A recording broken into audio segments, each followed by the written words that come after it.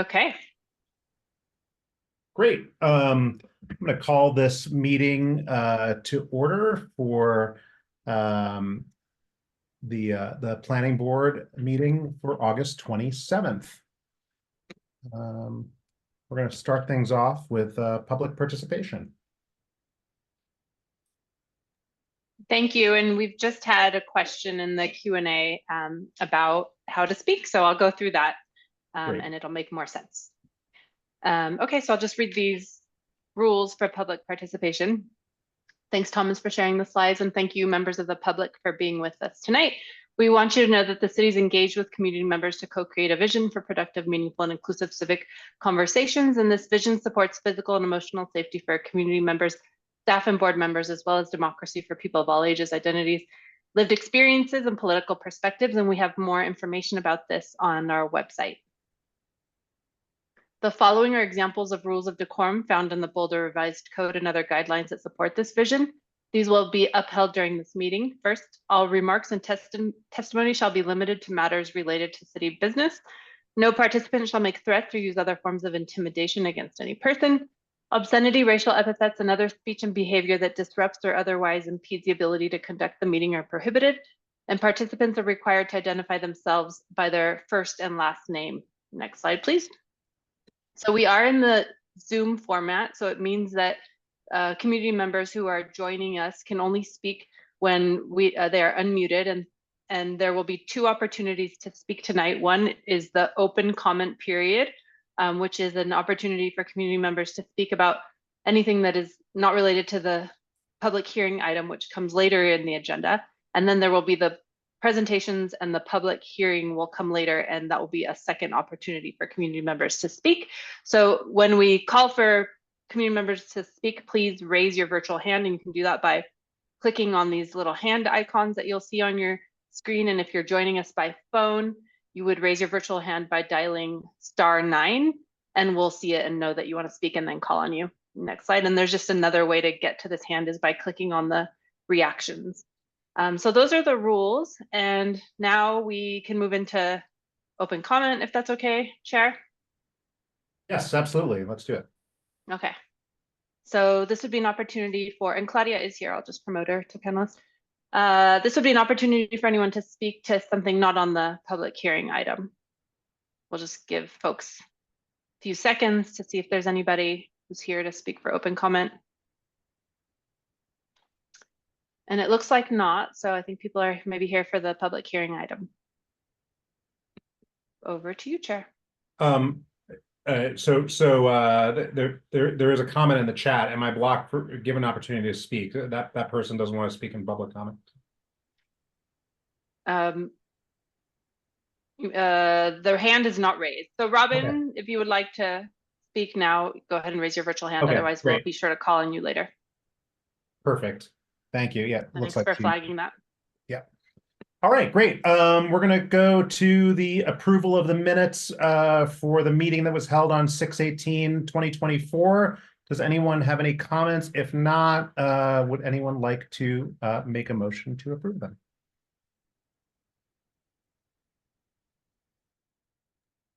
I will make a motion to approve the minutes. Great. I'll second. Awesome. All right. 1, 2, 3, 4, 5, 6, 7. Looks like all of us were there. Kurt. Yes. Mark. Yes. Anel.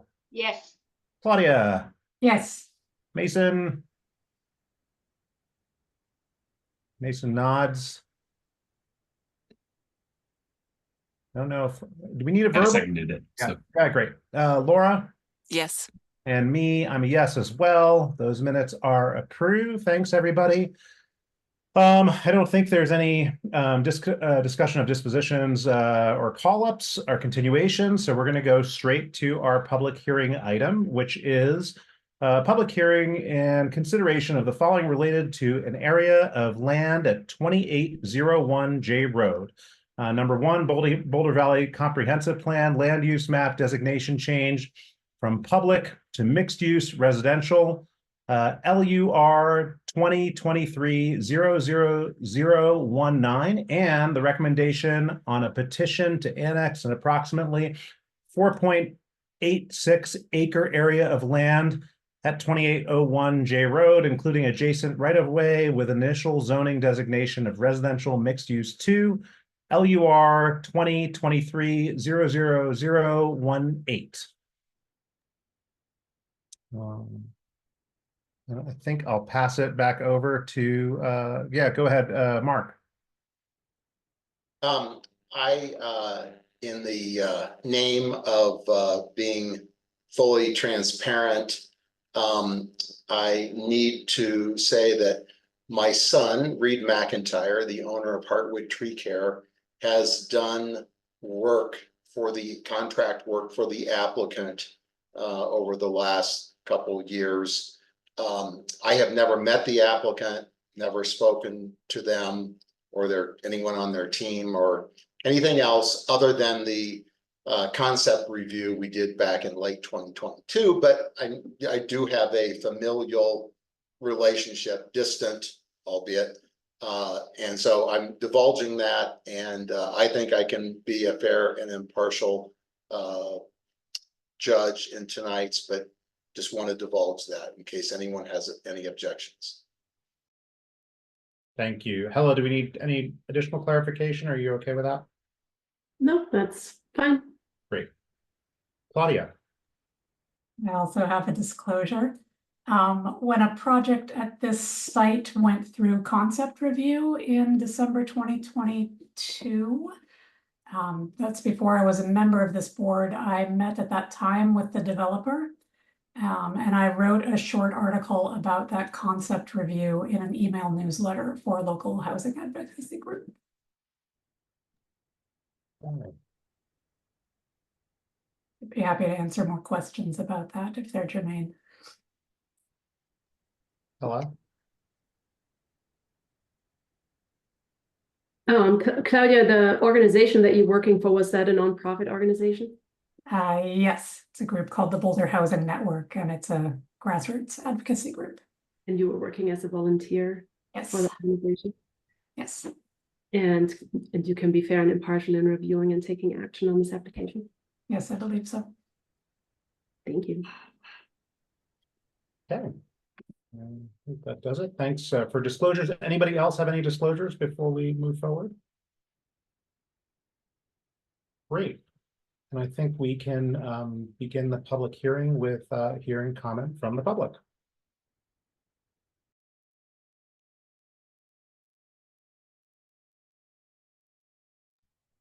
George, don't we typically have the staff Oh, presentation first? Yeah, I'm sorry. I'm skipping ahead. Yes, staff presentation. Thanks, Laura. Appreciate that. Great.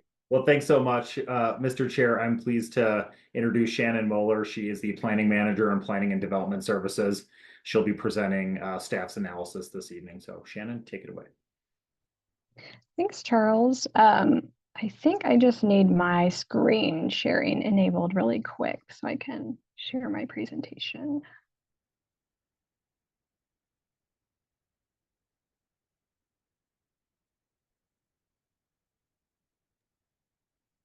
I just made you co-host, Shannon, so you should be good to go with that now. Awesome, thank you. Okay. All right, wonderful. Can everyone see that?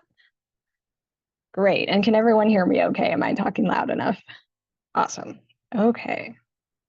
Well, I will go ahead and get started here. So, wonderful. My name is Shannon Moeller.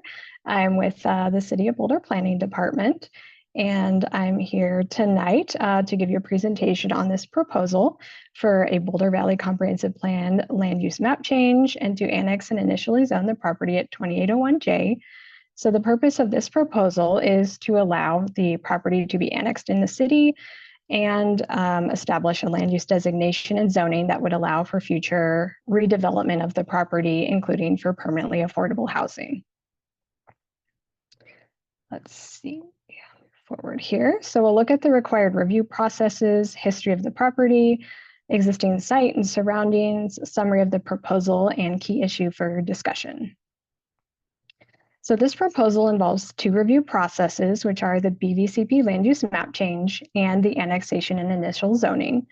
The BVCP land use map change can be considered concurrent with an annexation proposal, and it's reviewed under the criteria in Appendix B of the Boulder Valley Comprehensive Plan. And this requires action by both the Planning Board and by City Council. The second part of the review is the annexation and initial zoning. This requires review of state statutes and BVCP policies. The Planning Board is to make a recommendation to City Council whether or not the annexation should be approved and the terms and zoning that should be applied. So both the BVCP land use map change and the annexation and initial zoning would then be heard by City Council at a future public hearing. For public notification, the site was posted and public notification was provided per code. Some public comments were received on this item, and those included concerns regarding transportation and traffic, density, and compatibility with the area. Some comments were also received in support of the proposed permanently affordable housing, and those written public comments were included in the board's packet. For some additional historical context, I'll go through a little prior review history. Back in 2015, the Planning Board considered a concept plan review consisting of 94 permanently affordable dwelling units in larger format buildings. The Planning Board and staff recommended at that time a lower density than the 94 units proposed at the time. Then in 2016, as part of a BVCP update, the city reviewed a request to amend the comp plan designation on the site. The proposal at the time requested MXR, and city staff at the time recommended medium density residential. That proposal was subsequently withdrawn. And then also in 2016, an annexation and site review were also reviewed by staff, but again, those items were withdrawn. The proposal at the time included 66 units, a neighborhood daycare, and a cafe. And then most recently in 2022, both Planning Board and City Council reviewed a concept plan on this item and provided helpful feedback. At that time, approximately 84 dwelling units were proposed in a mix of duplex, triplex, and townhome units. A BVCP land use map change was proposed at the time to MXR, and annexation with RMX2 zoning was also proposed, which is the same as tonight's proposal. At the time, Planning Board was supportive of the proposed RMX2 zoning, but and was not concerned with the specific BVCP land use designation so much as more concerned with the eventual design of the proposal. And at the City Council hearing on the concept plan, the proposed MXR land use and the RMX2 zoning received unanimous support. And both Planning Board and City Council provided helpful design feedback and suggestions on the design of the concept plan. So next we'll look more closely at the site and its context in the city's plans and regulatory framework.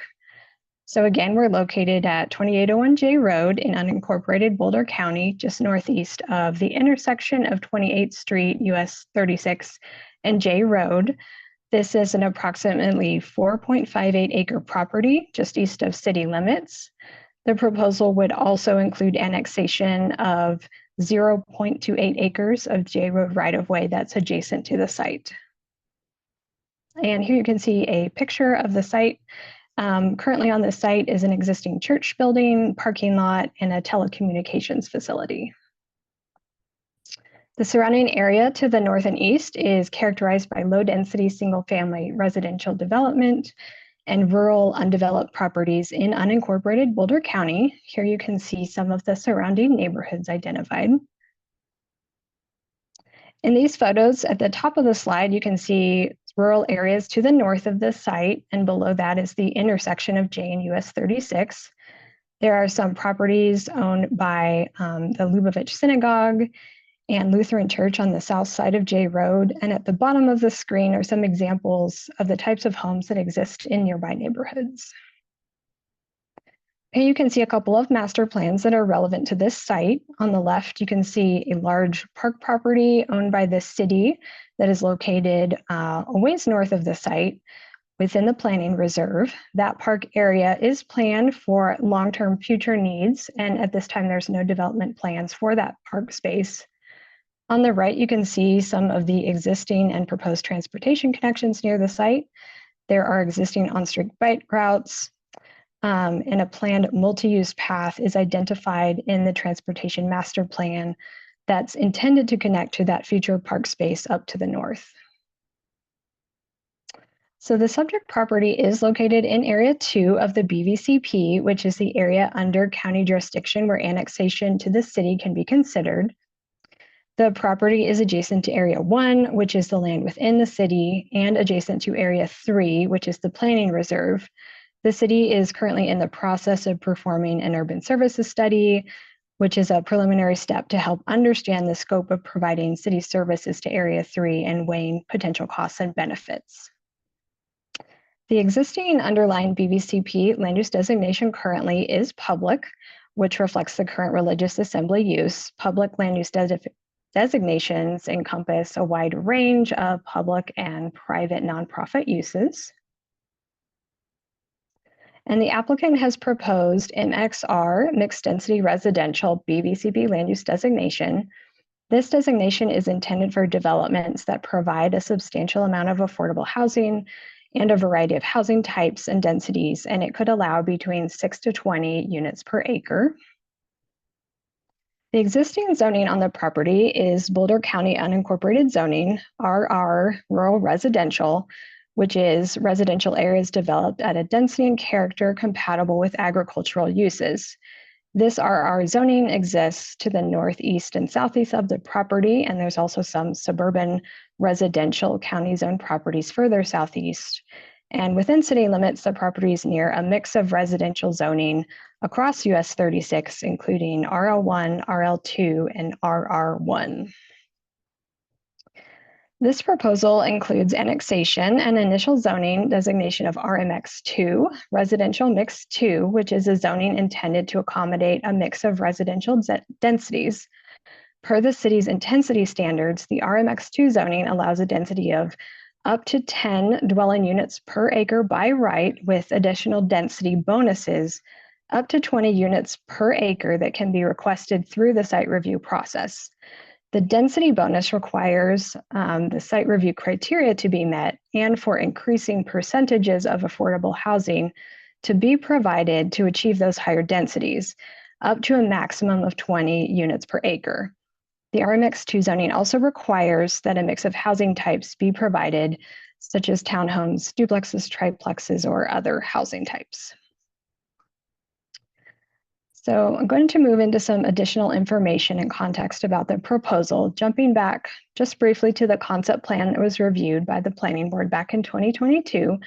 That concept plan contemplated the same MXR land use designation and the same annexation and initial zoning of RMX2 that is proposed tonight. The concept plan provided a conceptual layout and images related to a potential design and a proposed layout that would incorporate fee simple lots and private streets with a substantial amount of on-site affordable housing. The concept plan is a time for identifying key issues and concerns, and some of the items that were noted at the time included concerns about the location of the site access on the neighboring property to the east, compatibility of the design with the surrounding area, design considerations identified by staff, as well as transportation and traffic concerns shared by surrounding neighbors.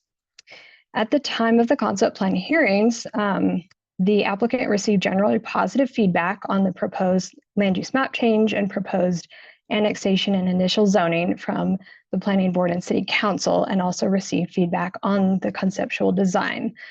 Based on this feedback, the applicant chose to move forward with applications for just the land use map change and annexation initial zoning at this time. If these applications are approved, they would then return for a future site review application that would involve a detailed review of a future design proposal. So again, tonight's proposal is specific to the MXR land use and the annexation and RMX2 initial zoning and the relevant criteria and key issues.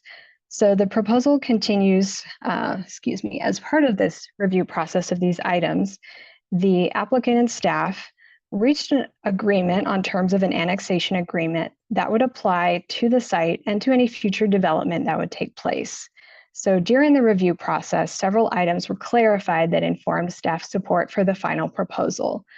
These items included dedication of the eastern 30 feet of the property as a new public right-of-way to ensure that the impacts of transportation improvements are not a burden on adjacent properties in the county, and also ensures that the public access to properties to the north in Area 3 are available should those properties ever be brought into the city. The proposal also clarified the minimum transportation improvements that will be required at the time of a future redevelopment, as traffic and transportation safety was a key concern at the time of the concept plan. This proposal also includes compatibility standards in the agreement to address the relationship from the site to surrounding areas, and it includes an on-site affordable housing requirement of 30%. The proposed agreement also ensures that a site review process will be required and provides for flexibility and options for the project at the time of a future site review to ensure the proposal remains financially feasible. So I'm going to move through some of these annexation agreement terms, and I have 3 slides like this, so bear with me. This first slide is focused on infrastructure and existing conditions. So in this first group, we can see that the agreement requires several right-of-way deeds and dedications, including to clean up title within J Road, to dedicate right-of-way for future streetscape improvements in J Road, and to dedicate that eastern 30 feet of property for public right-of-way. That right-of-way will accommodate two-way vehicular access, a tree lawn, and detached sidewalk.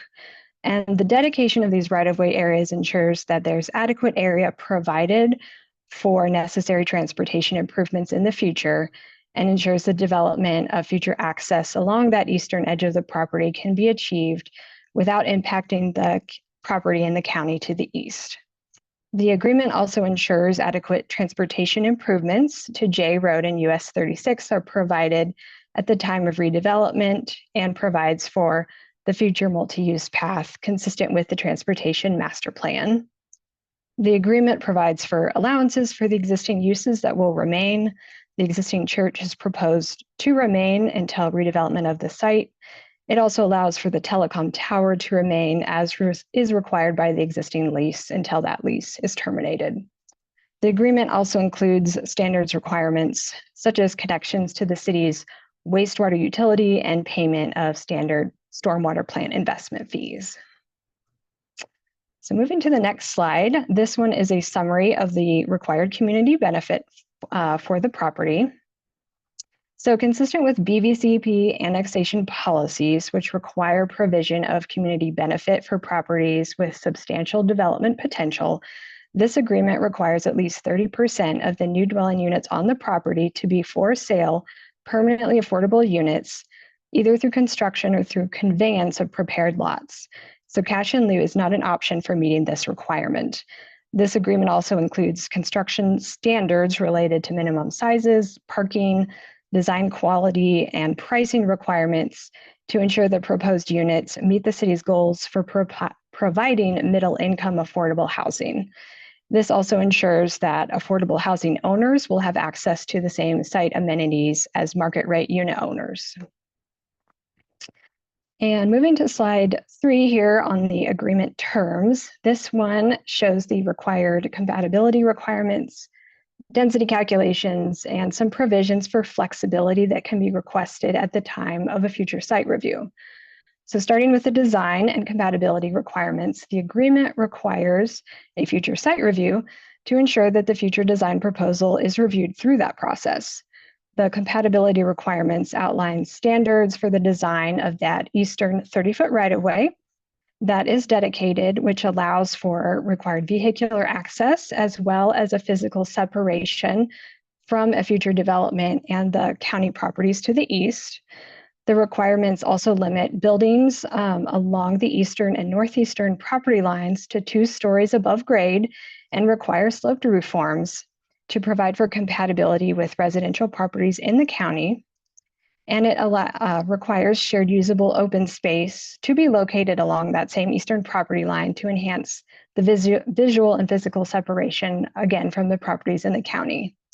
And lastly, the property would be subject to these stipulations and not to any area plans or design guidelines if the proposal is submitted prior to January 1st, 2027.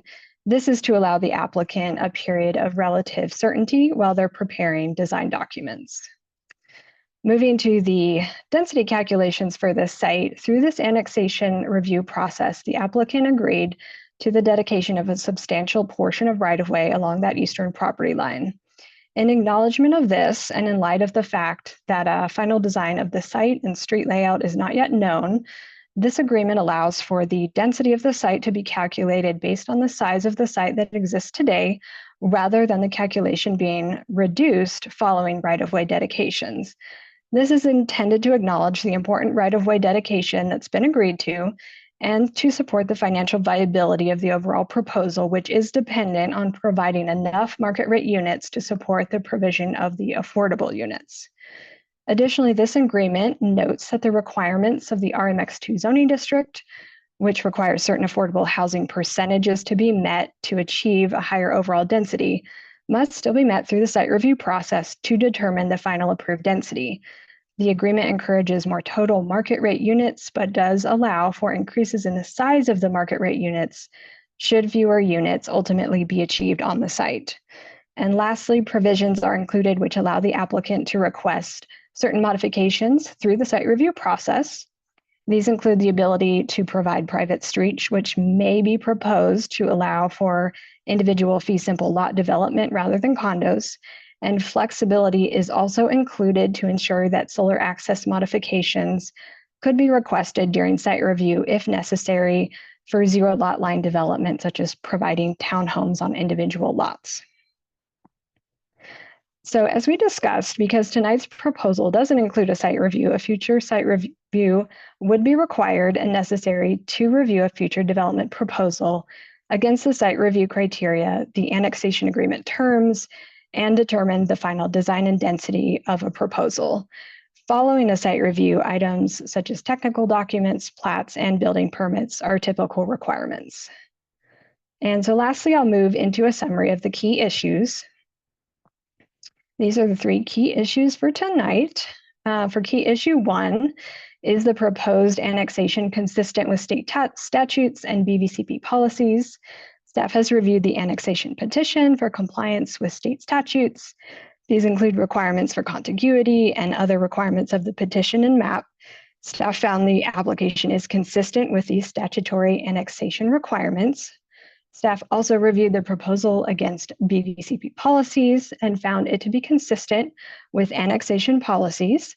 Staff also found the proposal consistent with the general goals, objectives, and recommendations of the BVCP, in particular housing-related policies, as the proposal creates opportunities for permanently affordable housing, supports a mixture of housing types, and provides for integration of affordable housing on site. Staff also found the terms included in the annexation agreement allows the proposal to meet additional policies supporting compatibility with adjacent land uses through the compatibility and right-of-way dedication requirements of the agreement, which provide an area of transition and visual and physical separation from the properties in the county, and through the requirements of the agreement for the proposal to be reviewed through a future site review to establish a final design.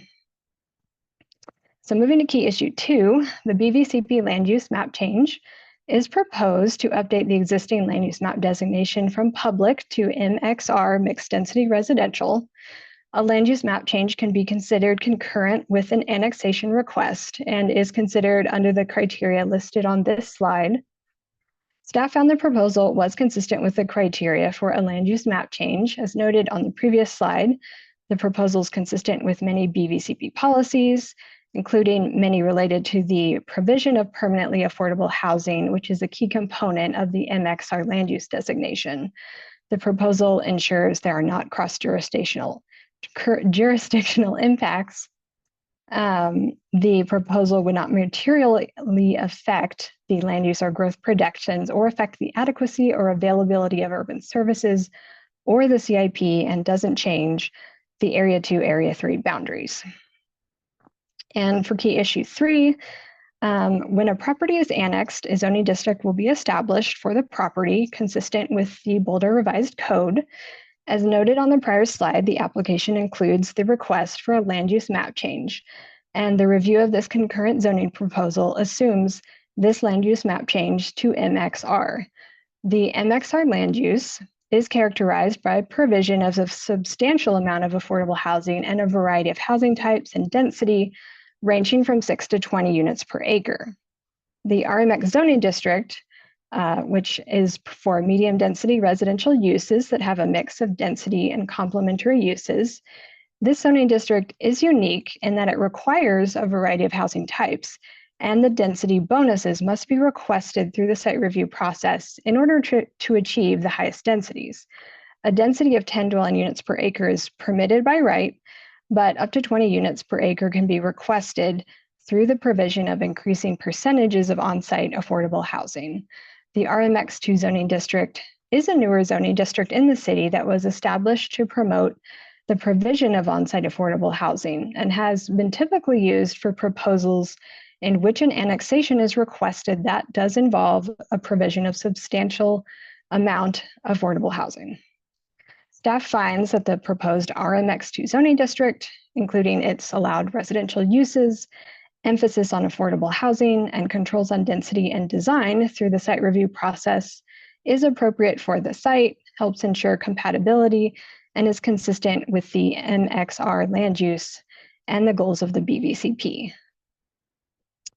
So with that, staff recommends these two motions for approval of the BVCP land use map change and a recommendation to City Council to approve the proposed annexation and initial zoning. And happy to take any questions. Thank you, Shannon. It's a lot of detail to get through. We appreciate that. Does anyone have any questions? Go ahead, ML. Thank you. And thank you, Shannon. I found your presentation to be nicely concise and giving us everything we need.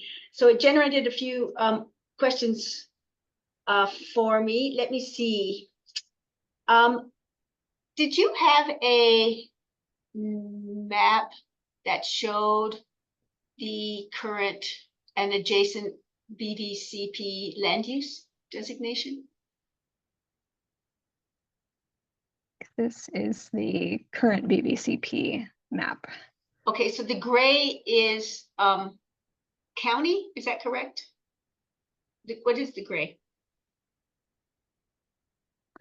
Yeah, I think it's just county. I think that's the area that is Unincorporated. Yeah, it's not.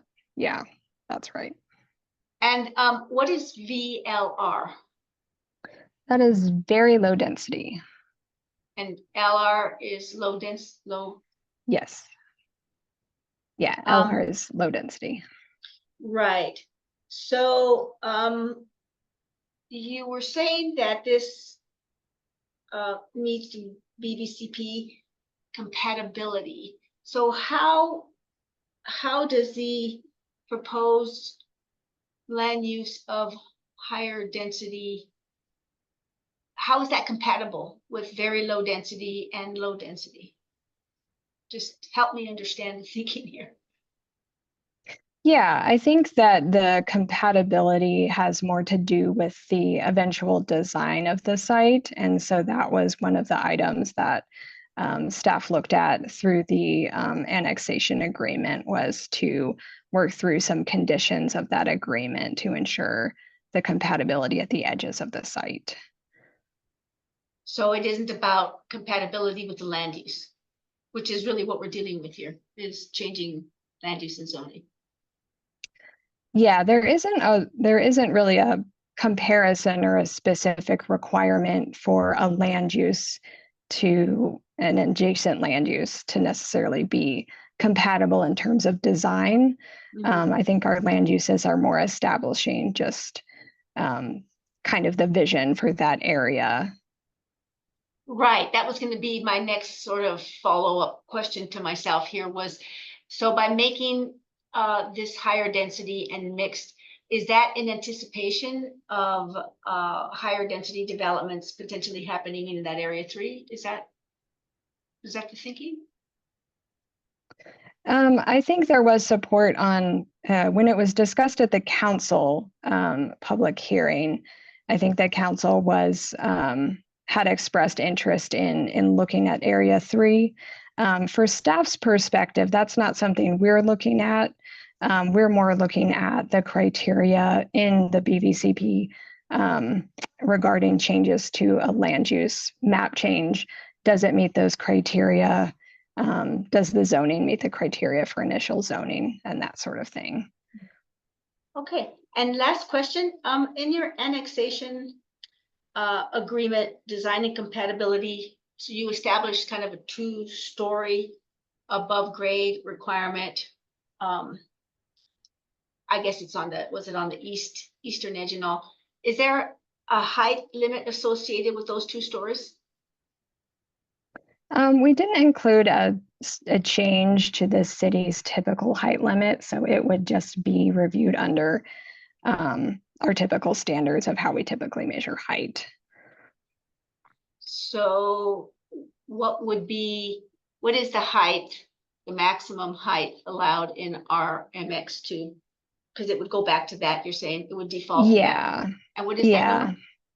if memory serves, I believe it's 35 feet. That's our standard in most zoning districts. So 35 feet measured from the low point within 25 foot of each Right. structure. Okay, so they could be tall 2 stories as long as they're not more than 2 stories. Is that the idea of limiting? It sounded to me like the idea of limiting it to 2 stories was to limit the scale, but that's not so if we don't limit also the actual height. They could be 35 feet, which is potentially 3 stories. Well, I think the way it's worded, it was the 2 stories above grade, because that's what we would typically see even for something like a single family home. It would be pretty typical for 2 stories above grade plus maybe like a sloped roof. Right. So that's kind of what we were looking at for that standard, is something that would fit in with the single family homes in the neighborhood. Right. Okay. Perfect. Those are my questions. Thank you so much. Thanks, ML. Mason. Great, thanks. So if I'm understanding the history of this project, these requests, we went from, I think it was 100% affordable to 40% last time, and now to 30. Can you kind of describe why those changes occurred? Just a little bit. Yeah. So I wasn't involved in those prior the applications from 2015, 2016. I think at that time, the proposal, it was a different proposal that was larger format buildings. For the proposal, the concept plan in 2022, the proposal was for a 40% affordable requirement, or affordable, it was just proposed that way.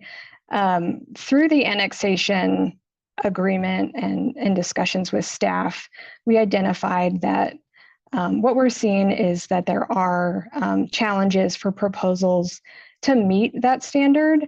And so as part of this agreement, we wanted to make sure there was flexibility for the project to actually be feasible. And so that's why a 30% minimum affordable housing requirement was agreed to.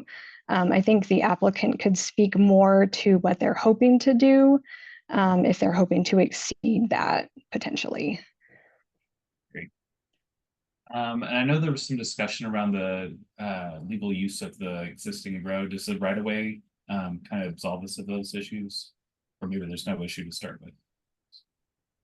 Yeah, through the concept plan proposal, the issue was raised in the community, noting that there was a concern that I think it was noted at the time of the concept plan, it being like a public highway on the property to the east. As staff looked at that more, we determined that we would not be in support of placing the necessary access for this development of this property on that separate property in the county.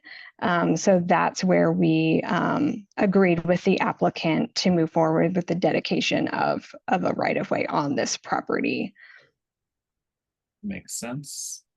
And I'm sorry, I'm having a bit of a bad memory issue. Around our discussions on planned area 3, was the bordering properties in that discussion? And if it was, do you have a sense of where those are in the scenarios? What's planned with those areas? I'm probably not the best person to answer that question. I have not been involved in any of the discussions about Area 3 personally. Mason, it's probably something that I could look up while the meeting moves on. Yeah, and to be clear, I know not anything is planned. You've used the wrong word there. Just wanted to know with the trying to be mindful of what we're talking about with the surrounding areas. And then my last question was, it was also mentioned on the last review that there was potential issues with shallow wells. Is that a concern, or is that just something that we should visit later in site review? I mean, that's always a concern for all properties if there happen to be shallow wells or anything of that nature. So I think that was probably just a standard comment that we usually put in this. Oh, excuse me. Go ahead. It was someone who lived in the area on one of these surrounding properties. Okay. Have shallow wells, and that the water table, I think they said, was 10 feet. I don't know if how accurate that is. I'm sure they would know. I don't. They were concerned that building would disturb their wells. Okay. Yeah, I think that's something that, you know, as if the proposal were to move forward into like a site review and a technical document phase, that would be something our engineering staff would be looking at through their drainage and those sorts of plans, is just to make sure that everything regarding that would going through the correct engineering review. Okay, thank you. All right, Claudia. Thank you. I'm going to start with a process question. So please bear with me here. This is the first annexation hearing that I've been part of as a member of the board. And as I understand it, we're making a recommendation to City Council on annexation. And what I'm curious is there a process, as with site reviews, for recommending conditions or amendments to this annexation agreement that you've put together? Or are we limited to making a yes/no recommendation on this agreement that's in the packet? Yeah, I can take the question, Claudia. You can definitely make recommendations to changes to the annexation agreement. And essentially the annexation agreement sets forth the condition of this annexation and makes them, the annexation agreement, if the annexation is approved, would be executed by the city. It has to be executed actually by the applicant before it goes to City Council, although there might still be changes negotiated with City Council during that hearing process. But after approval, it gets recorded against the property and runs with the land. Okay. Similar to approval conditions in a development agreement. Okay, thank you. So then I'll go on to some questions about the actual proposal. A little bit about land use designation. Can anybody tell me when or why this particular parcel was designated Area 2, especially given that it's right next to what we call Area 3? It seems to be a little bit of stub. Do we have any history on that? Yeah, the incorporation of the area within Area 2 seems to have been when the city extended water service to the site, which was in the 1980s. So I believe around that time it was added into Area 2. Okay. And then the BVCP land use on this site is currently public. Does that mapping predate the existing church at the site, or was that public designation assigned based on the church being there when we did that land use map? My understanding is the map, is intended to reflect that existing use, so like a public use for the church use. Okay. And are there any city master plans or related plans that anticipate future public uses at this location? There aren't any like area plans or anything like that currently on the site, and there aren't any, plans for the city to like acquire the property or place other public uses there. Okay. So is it fair to characterize the land use map then as just being descriptive of a church being on this property? That was my understanding of how it came about. Okay. And then I have a couple of questions about the annexation agreement. I actually have a long list, but I'll let my colleagues ask some of these hopefully. But one that's on my mind is one of the options in the annexation agreement to achieve affordable housing at this site seems to be conveying lots to the city, right? So there was an option where the developer of this site would eventually provide affordable housing and construct it on site. There was another way of meeting the requirement that said that they could convey lots to the city or a city designee to construct affordable housing. But I couldn't see anything in there about how affordable housing would be funded if that conveyance of lots was chosen. Why is that missing? Is that missing? Is that deliberate? Yeah, I think we have, I'm going to throw this one to Sloan Walbert from our housing staff, and I think she can tell us a little more about that. Thank you. Yeah, so I'm Sloan Walbert. I'm a housing planner in Housing and Human Services.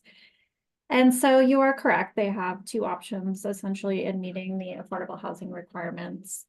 The first would be just the standard building it on site as part of the development.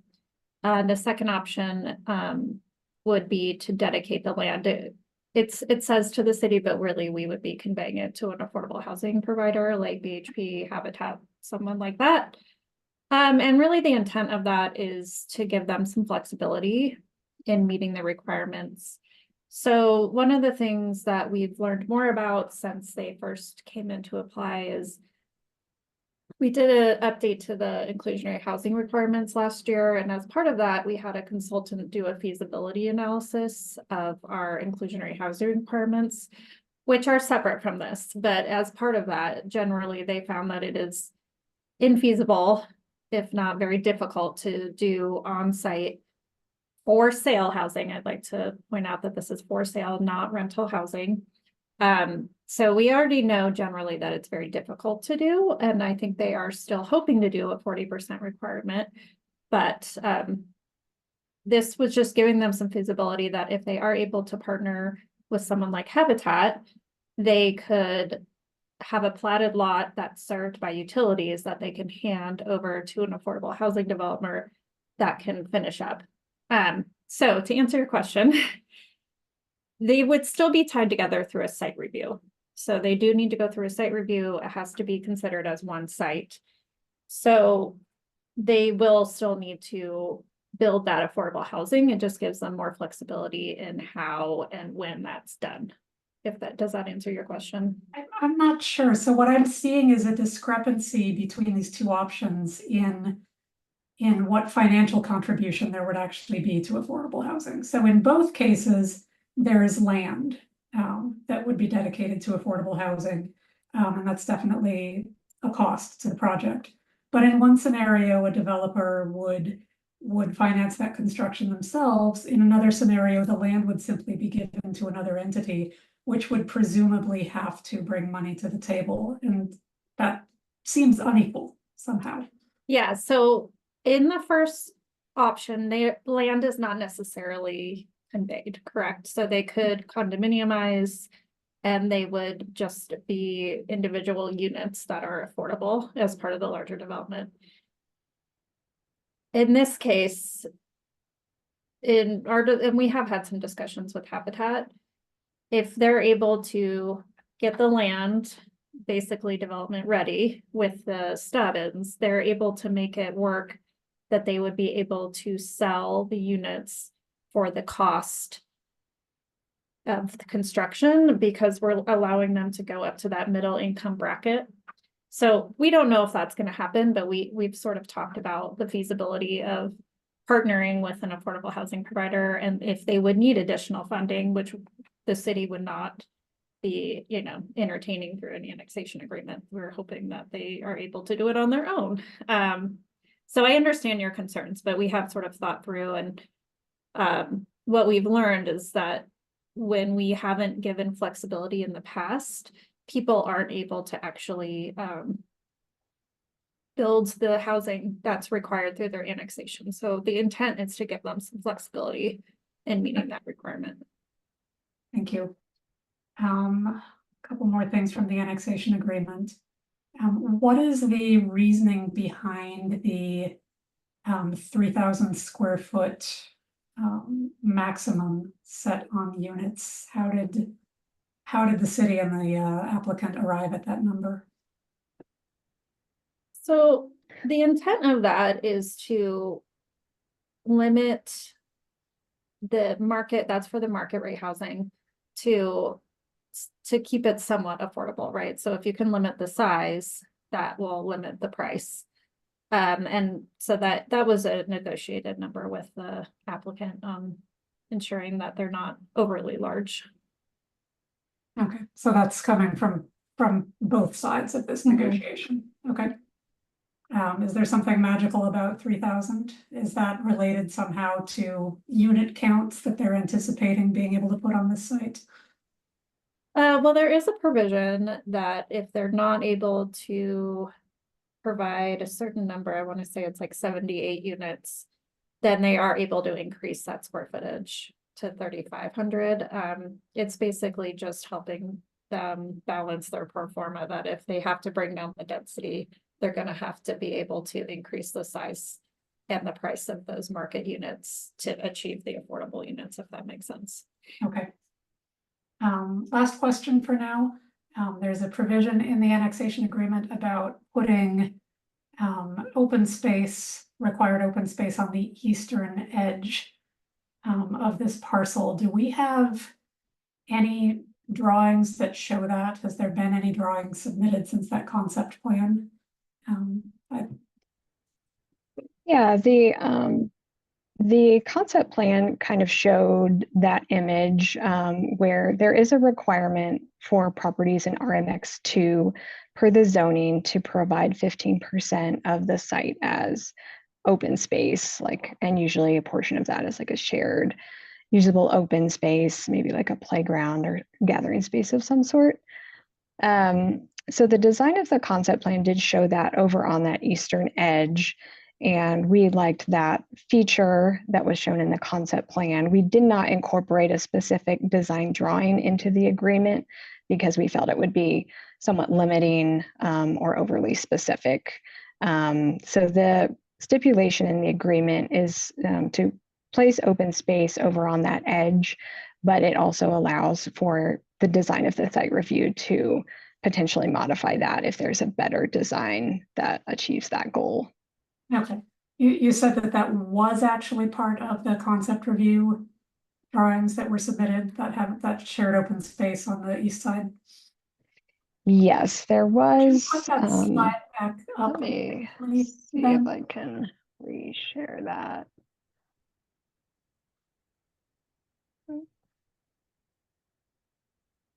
See if I can find it real quick.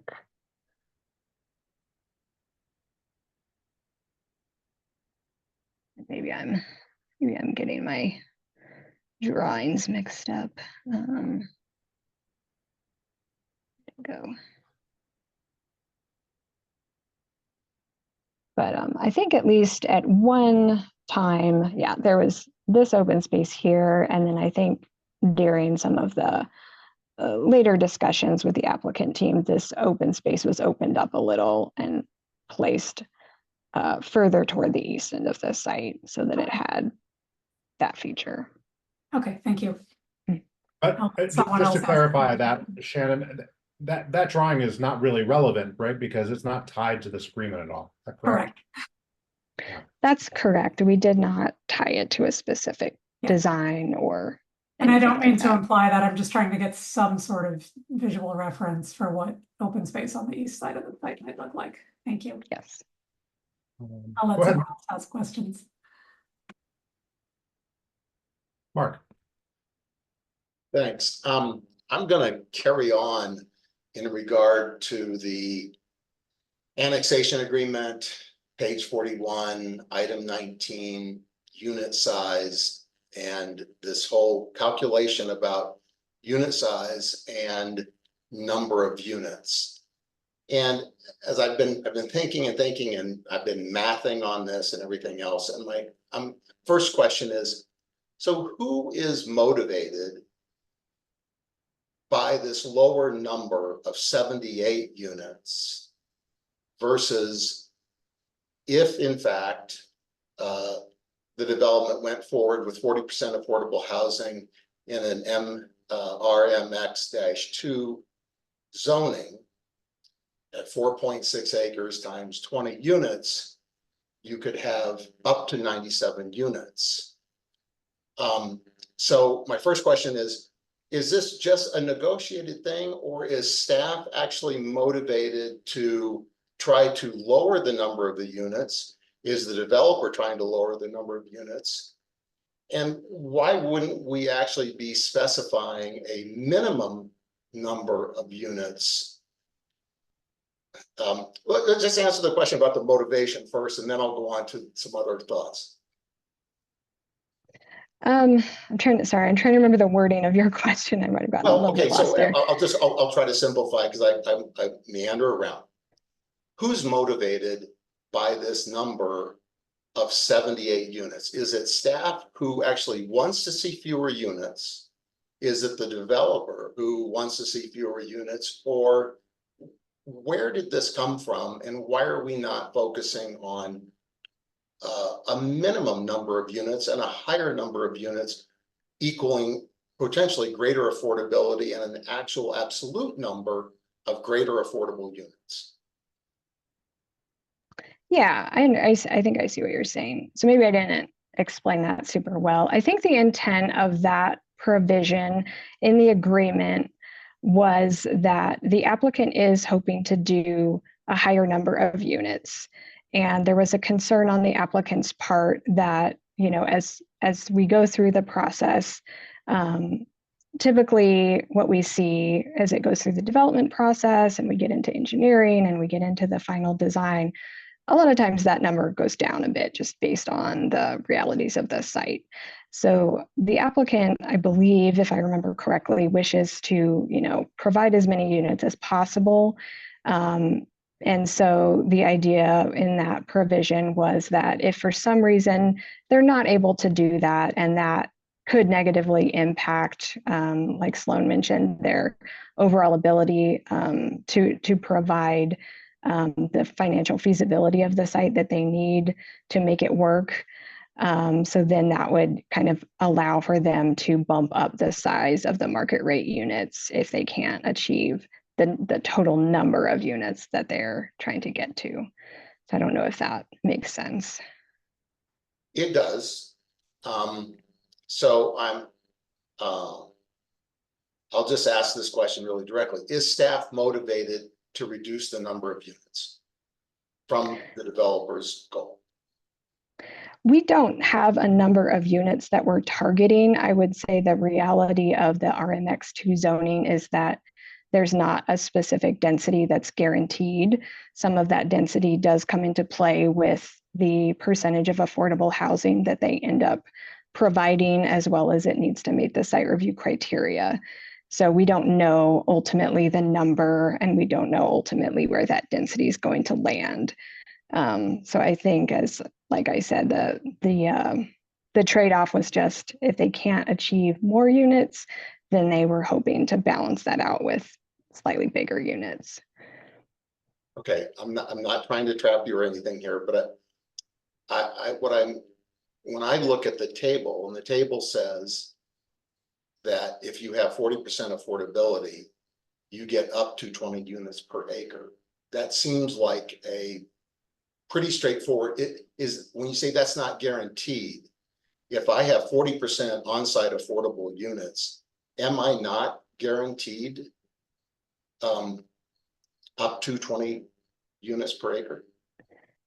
No, I believe the standard in the code, and I'd have to just open my code real quick to read it off, but there is a standard related to RMX-2 that talks about how you achieve that density.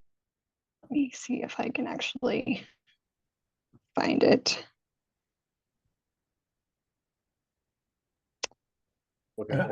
I'm sorry, Mark, I just had a question for you. You were saying 40% or 30%? Because I thought the agreement was on 30%. So I'm just confused. Well, so we actually don't have a number, right? It's an annexation proposal. We don't have a development proposal. But RMX-2, the way I read the table today as, you know, 30% gets you one bonus, 35% gets you another, 40% gets you another. And so 10 units per acre is by right. And if you have 40% on-site affordability, you get a bonus 10. So 10, 10, 20 units per acre. And so if that isn't really the code or whatever, then I just want to understand that. But if that's the code, really the heart of my question is, if the code using RMX2 and the density bonuses provided and the open space requirements, isn't that just enough to give the developer certainty about units, you know, the total size, number of units, amount of open space required? Doesn't that all add up to a specification? And I find it odd that we have this kind of one-sided requirement for if it goes down below this certain count, then they get this bigger size unit, but we don't specify, and we can negotiate, I believe, you know, more units per acre, et cetera. So I'm just struggling with this particular agreement in the annexation agreement, and wondering again, who wants this? Who wants fewer bigger units and less affordability? Shannon, can I hop in? Is that okay? So just, I think I understand your question. So nobody is motivated by that number, just so you know. It's really just because we don't have a site review. What you're describing in terms of the density bonus and the assurances for affordable housing would be through a site review. So the intent of that provision is just to ensure that if she can only provide a certain number of units, that the development is still feasible. So I believe, I'm sure the developer is motivated to do more units, and, you know, we don't have a motivation, but we would like more affordable housing. More units equals more affordable housing. So I think I understand where you're coming from, but I think this is just a one-off what if requirement that the developer asked for that we were amenable to add. Okay, that's helpful. I again, you know, you go along, you read these things, and it's like, we don't specify a lot of things that we might, but we do specify this, and it allows what is, you know, being touted as a middle income housing project. When I start thinking about 3,500 square feet in Boulder, that to me, I can't define it, but that doesn't meet middle income. Mark, can I chime in super quickly? Sure. Just reading 984, as I read it, and this really becomes a question for Hella. It says density bonus for the provision of additional affordable housing. The approving authority may approve a maximum density increase up to 10 additional dwelling units per acre if the following standards are met. So to me, as I read it, it is not a by right density. It's a density bonus that may be provided. So really, maybe question for Hella, is that real? Yeah, but your decision has to be criteria based. So the way that's applied is if you find that the site review criteria are met, then the density bonus is available. Great, thank you very much. And so my last question, and I'll jump off this, is we don't, in the annexation agreement, did we require any specification in regard to open space other than what exists in the code under site? No, it would just need to follow the standards of the zoning and the code. Okay, all right, great. Thank you for answering my questions. Thanks, Mark. Laura.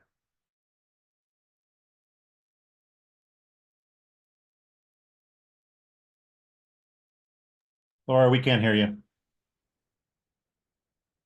Sorry, I was double muted. Just want to colloquy quickly on what Mark was talking about with regard to the number of units. As I recall from the concept review that we did about a year ago, it was us, it was the planning board that was putting forward requirements that the developer said would make her shave units. And I wouldn't be surprised if that was part of the motivation for wanting something in the agreement that says if we put requirements on that make her go down a number of units from what she wants, then she would like to be able to have bigger units. As I recall, that was a bit of a point of negotiation. I do have a few questions. My first question is, could you talk to us a little bit about why this time we're doing the annexation and the land map change and the zoning independent of the site review? Why are they not being brought forward together? Well, there's no requirement that they have to travel together. It's just typical that we see that. So from time to time, we will see an annexation that comes through that doesn't have a companion development plan. It just forces us to be a little bit more forward looking in the annexation agreement to try to anticipate issues that may occur at site review. So there's no requirement for it. It's just kind of a typical practice. Okay, but can you comment on why this one is different? Because it did come through, I think, as a package last time. So why did this time the applicant request to separate them? Or I could ask the applicant that I think question. you might, you could probably ask the applicant about their rationale. Okay, thank you. Second question, I did read the 2023 comment letters from Boulder County, and I know that those are old news, right? Like you have continued to negotiate after those letters were written, but they were particularly concerned about the provision of multimodal transportation. And if I'm reading right, their concerns were addressed by that right-of-way on the eastern edge, the multimodal path that would connect to the parkland to the north going through the site, and the improvements to J Road and the intersection. Am I understanding that correctly, that those county comments have been addressed and they no longer feel that the project is incompatible with the requirements? Yeah, we had multiple conversations with the county planners and kind of, went through the proposal with them and went through all of those items. So yes, I believe that has all been resolved at this stage. Okay, so the county planners are happy with the annexation agreement. Okay. Oh, were you going to say something, Shannon? Oh, no, sorry. Didn't want to interrupt. Okay, then my last question is about that eastern right-of-way. There is that existing dirt road that currently services the properties to the east that they had originally proposed using to service this property as well. Is that road going to stay there? Are we talking about building a parallel city road right next to that county road? Like what's the plan for that? Yeah, that property is still in unincorporated Boulder County and isn't part of this proposal. So it would continue to exist as is. This property would need to provide all of the infrastructure and street improvements on the subject property to accommodate that. So yeah, there's no proposal to change the existing property that's going to remain in the county. So we're literally going to have a city street next to a county dirt road right next to each other. That would basically be how it would exist. I think part of the issue was that the city did not want to place the burden of access to this property on that property in the county. So it seemed more appropriate that this right-of-way was built on this property. Okay, I'm just trying to envision what it would look like and how it would function. Yeah. Go ahead, Helen. Provide a little bit more background. We did look at that road extensively, and it's not actually a road. It's under county jurisdictions and it's in planning area 2. So that parcel or that area cannot currently be annexed under the Boulder Valley Comprehensive Plan.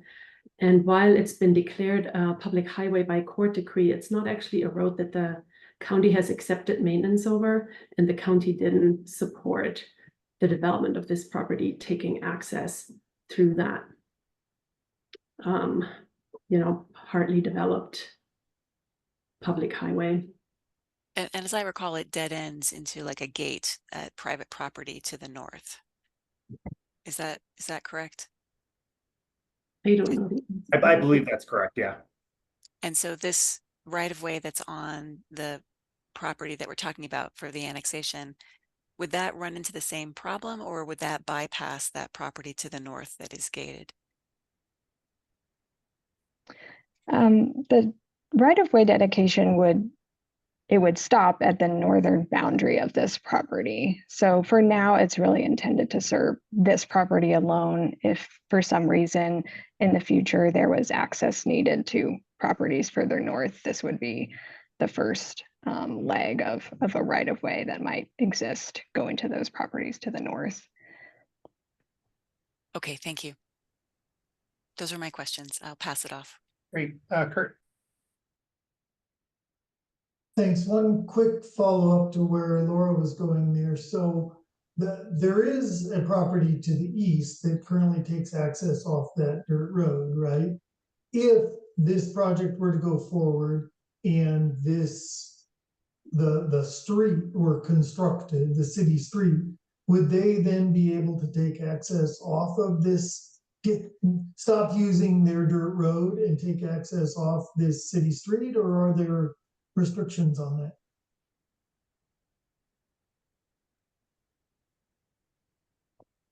That's a good question. I don't know if Hella would be able to speak more to how that could potentially work. Yeah, I think we haven't thought through those scenarios. We don't have a site plan yet either. But I think the city could allow access to a city street at that point in time. Okay. I think that kind of gets to some of what Laura was asking. Oh, I see Laura. Laura, do you want to chime in again? Yeah, if you don't mind. I am also like, is there going to be a sidewalk? Or like this right of way that we're developing? I'm sorry, I'm not great with plans. It's a 2-lane road. Does it have sidewalks on both sides? So are we talking about a 2-lane road with sidewalks, and then right next to the sidewalk is this dirt county road? And there's a sidewalk in between 2 roads, or how does, I'm not quite picturing it.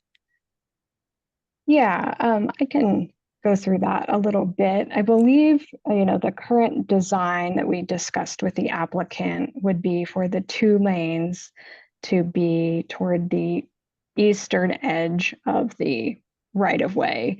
And then there would be the typical like tree lawn and then a sidewalk close to the western edge along this property.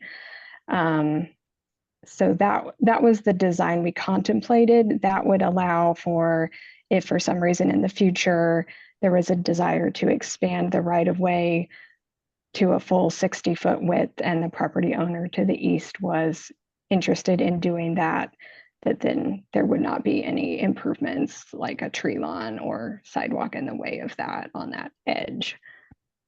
Okay, that's helpful. Thank you. Back to you, Kurt. Okay, one other very detailed follow-up on this. So the easement in the drawing, the easement is shown as a 30-foot width easement, but the description of the street design is 20 feet of street pavement, 8-foot tree lawn, and 5-foot sidewalk, which adds up to 31. So we're off by a foot there, just a minor point to note. Yeah, I believe, if I recall correctly, the agreement talks a little bit about, so they're dedicating the 30-foot of right-of-way, and then for any additional that's needed to go past the back of the sidewalk, like you mentioned, for the total number, that would be through an additional easement that would be dedicated past the back of sidewalk, would be how it would go. I don't recall the exact language, but I think that was the intent. So there might be an additional 1-foot easement or something. Okay, yeah, that's fine. Yeah. Okay. Hopefully slightly bigger picture questions now. The first one is, so following up on some of the questions about the density limits in 981 and 984 and so on, in the course of this annexation, by approving MXR and RMX2, we are limited by, in terms of density, by what is in 981, 984, right? We're not going to ever be going above 20 units, dwelling units per acre, even if we tried to put something in the annexation agreement, for instance. Is that correct? There's no way to vary that in the annexation agreement. That wasn't something we contemplated trying to vary. That was, so I think, yeah, it would be a maximum of what's in the code, like you said. And one of our goals was to ensure that it was consistent with the comprehensive plan, which anticipates up to 20 unit per acre under the MXR use designation. Okay, that's good. Yeah. Okay, so to be consistent with 117, for example, and yeah, okay, makes sense. My other question, thank you to my colleagues for all those great questions. A lot of interesting stuff to go through there. I had questions about the section. Is it just me? Sorry.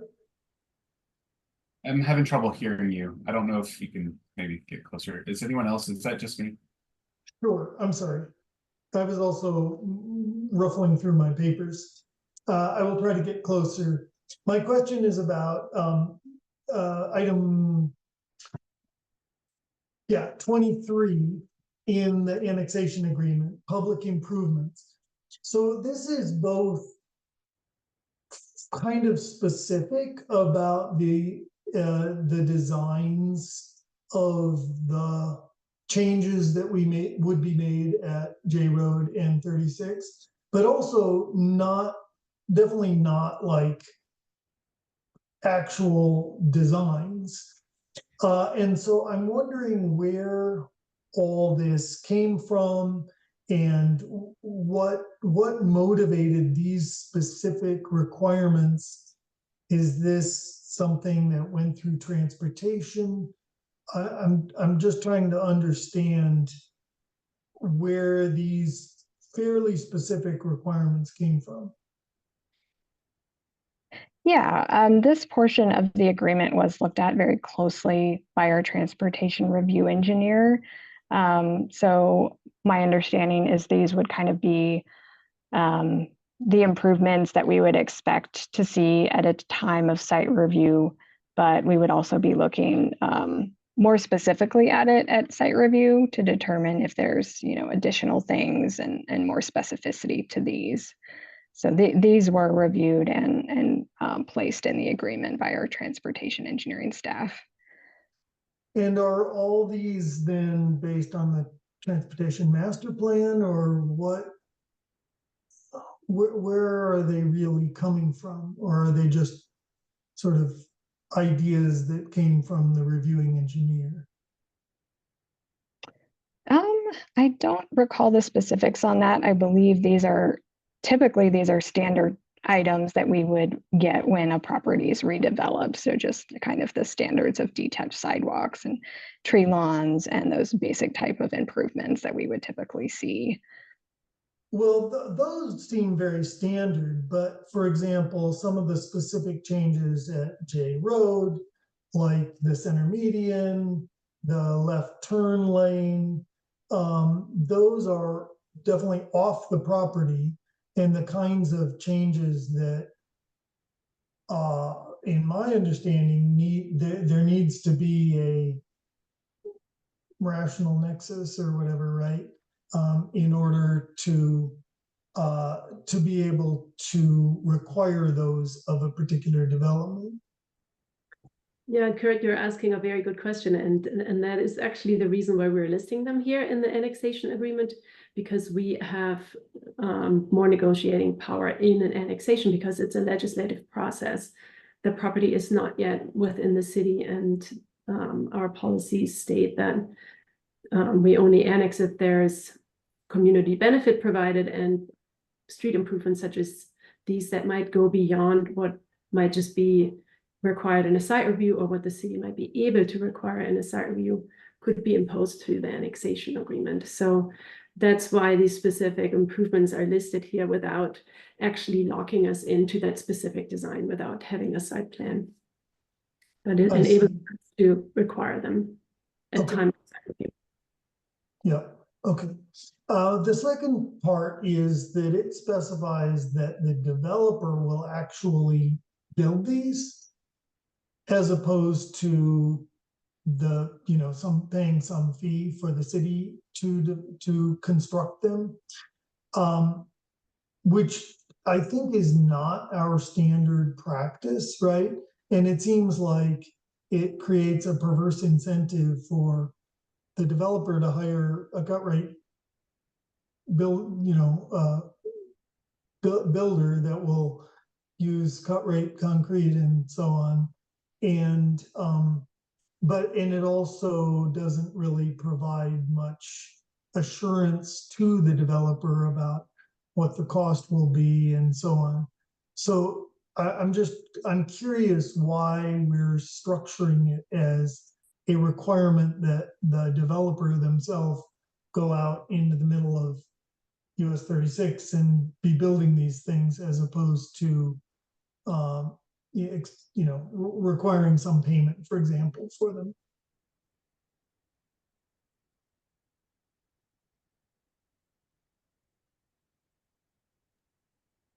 That I don't know that I can speak to specifically. For most development proposals, we do require the applicant to provide all of those public improvements, and we go through our standard process for inspecting and those sort of things, the improvements. So yeah, that's very typical for an applicant's contractor to do the roadway work, and then we'll inspect it and accept it.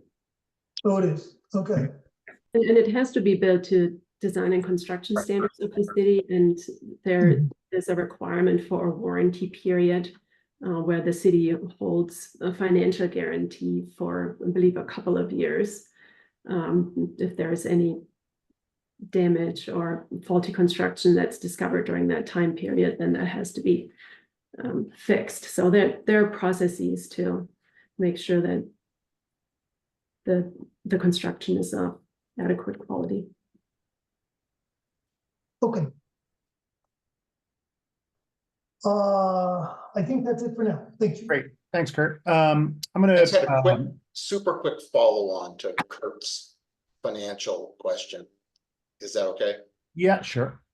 Okay, the question is, if it in fact is standard practice to have a developer fulfill their street improvement obligations to the DCS, wouldn't the charge of $135,000, whatever the charge was for a plant investment fee for the, I believe it was a sewer connection, maybe in that one of those early slides, isn't that a better way to do it?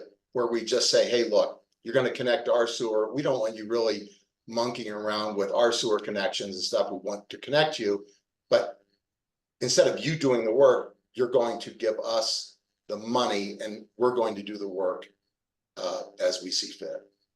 We just don't have the resources. I mean, I think we can keep up with maintenance of our systems and roadways and things like that. But yeah, typically those main connections and mains extensions are always work that's completed by the applicant and their contractor. And like Hella said, we inspect it, we'll eventually accept it, assuming it meets DCS standards and has warranty and everything. So again, another pretty common practice.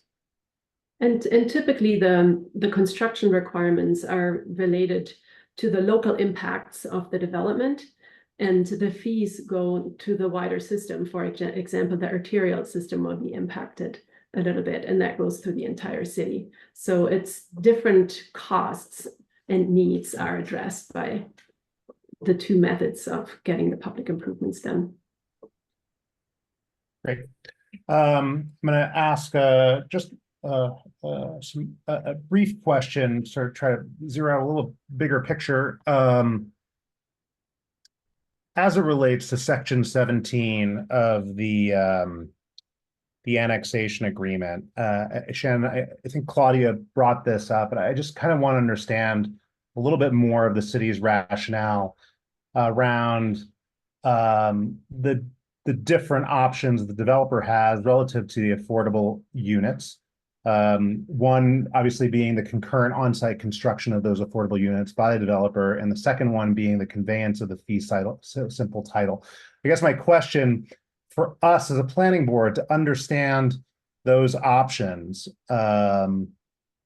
is there a financial analysis that's been done by the city between these two options so we can understand what the benefit is? Because at least from my perspective,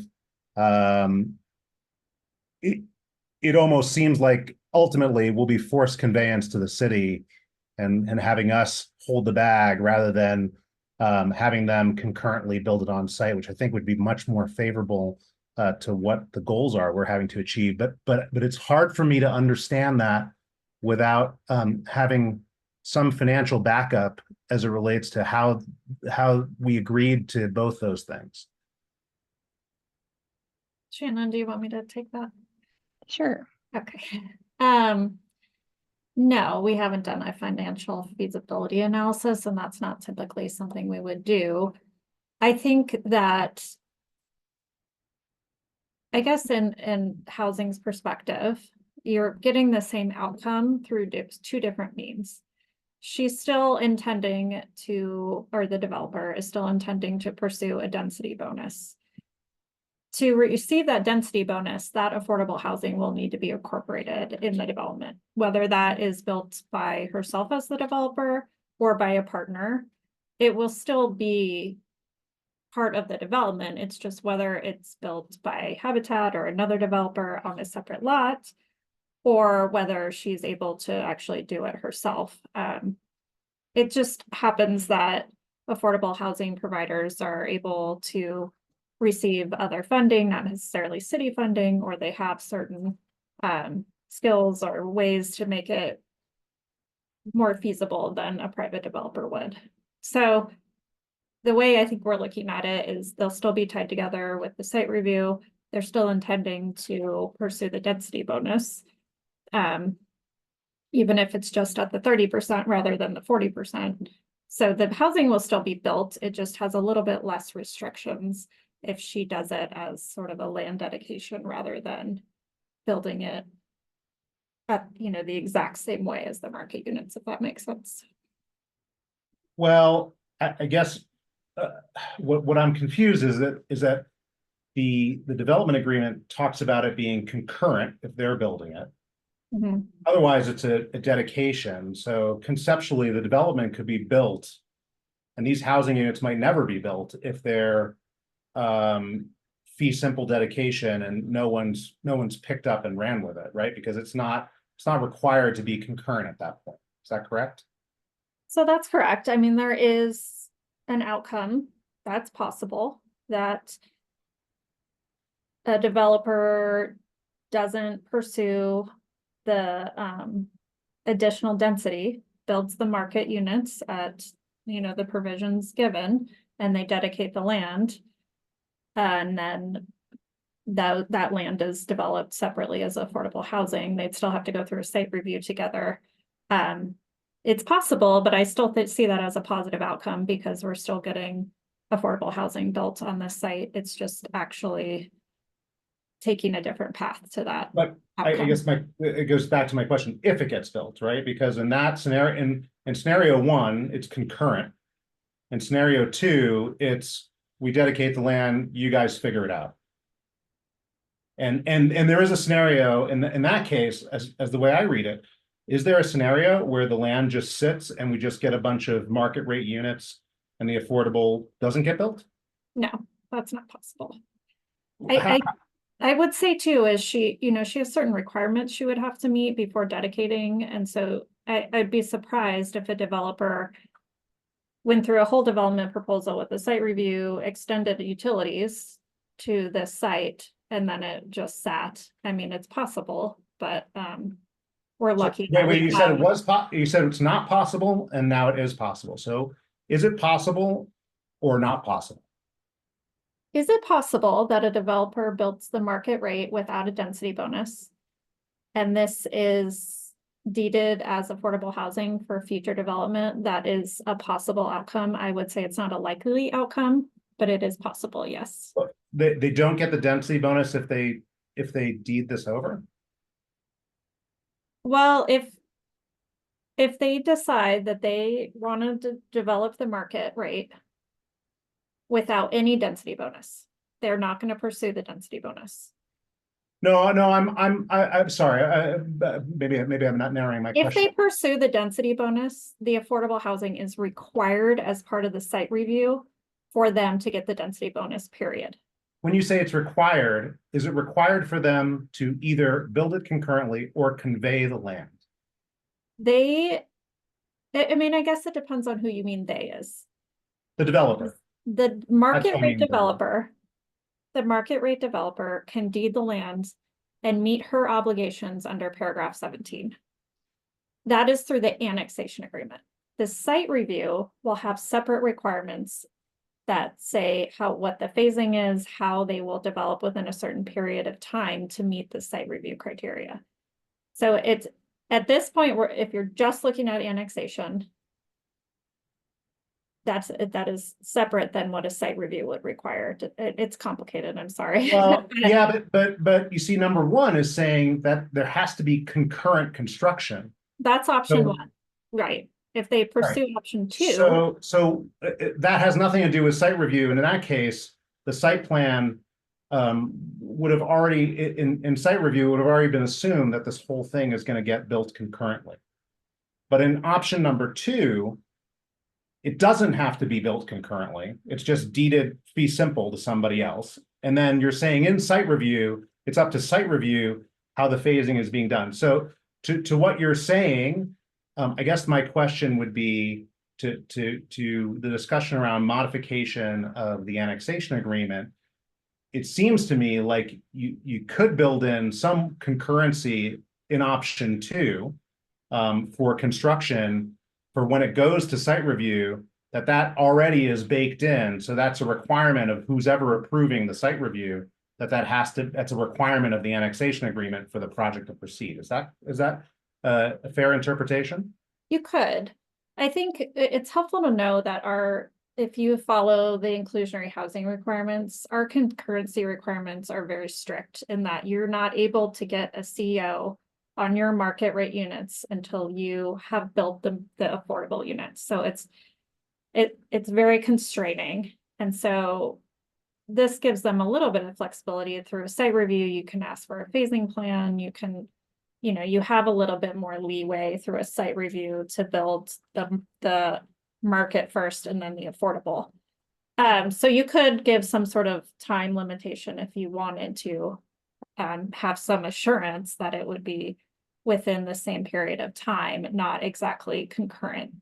It is very hard for a developer to be able to build the affordable units before selling the market rate units, right? Only certain developers are able to do that. So that's just giving some flexibility here. And it's allowing her to partner with another developer. So if you're looking at it as the affordable developer is also the developer, then yes, they have a certain number of requirements that they'll have to meet as part of the project. But it won't be solely Margaret or whoever the market developer is. You answered my question. I appreciate that. I'll save my comments. That was all my questions. Kurt. I'm sorry, I'm still confused about this issue. So ignore this particular project for the moment.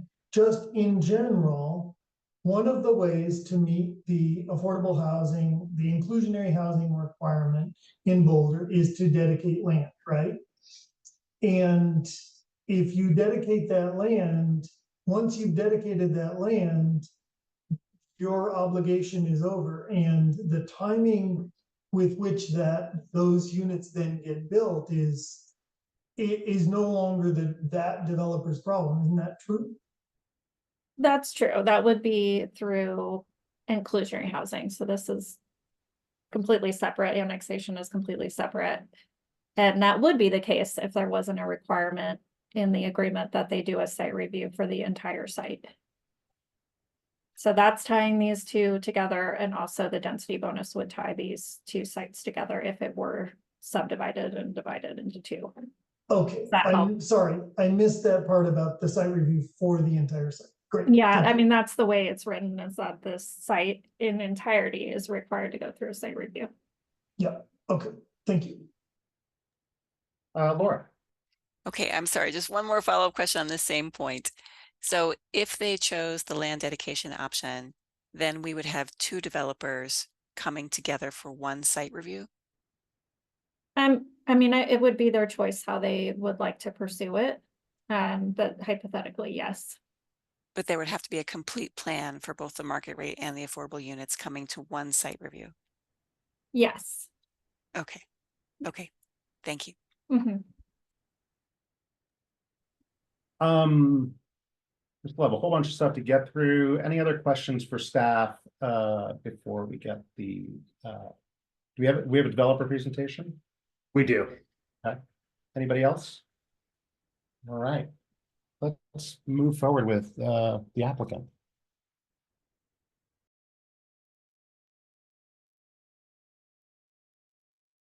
Good evening, everybody. Hi. Let's see, I have a whole presentation prepared. My name is Margaret Freund. I'm the developer. Some of you saw me when I came forward to Hold on. Can we just hold on? Can we get the screen share? yeah. Ability? Shannon, can Dan have the screen? So while you're doing that though, Dan, I'm going to answer some questions before I start my presentation, because I think there's some confusion on the board that I can help Sloan and Shannon address. So number one, Habitat is who we've been talking to, but we've also started recently talking to another developer who can actually do the construction for us and the affordable. The reason that the non-concurrency language is in the annexation agreement is because Habitat is developing a plant to do panelized construction. And we worked with Kurt and Sloan to try to make sure there was flexibility, because it may be that we can bring the market rate missing middle online faster than Habitat will be able to get their construction done. So we asked for the total site review. We wanted the site review to include the entire site because we want the site to be cohesive in appearance. We want to help design it. We want to make sure that that you can't look at it and tell the difference between the restricted housing and the missing middle market rate housing. So I think there's concerns for no reason about that, because this is really, and I think it's important that planning board understand this. This is inclusionary housing staff, and actually planning staff in this case, really trying to face the realities of what it's like to develop in Boulder and get more housing. So they're trying to create more flexibility. They're trying to respond to the realities of what it means to develop in Boulder, Colorado, which is, in my experience, similar to San Francisco. It's tough. And so I just want to say, you know, the likelihood of non-concurrency would be in a case where we were developing and Habitat was building with us as a partner, the affordable, and you know, we're behind us. Now, that's not ideal because it's hard to sell market rate units when there's a lot of construction going on. It's much easier when it's finished. So there's a big desire on the developer's part for all of it to be cohesive. So I wanted to address that. Size of the units, and we're going to walk through historic stuff and show you the concept plan and some updates to that reflected in the annexation agreement, just so you'll have some visuals. I think that's going to help you a lot. The size of our units is 1,600 to 1,900 square feet in our concept plan. The larger amount of square footage was us protecting ourselves. You know, I think Laura hit the nail on the head, and Mark alluded to it, that, you know, we understand sometimes some of the processes can push down on density, and we wanted to make sure that we had the ability to do a larger unit if we ended up in that situation. The 30% affordable is required for the annexation. We will add 10% to that to get the 40% density bonus. So there will be 40% missing middle or restricted middle income housing here. And the reason that we did the annexation without a site review is because initially council unanimously supported this plan and the zoning and the land use. Staff, however, did not support the land use initially.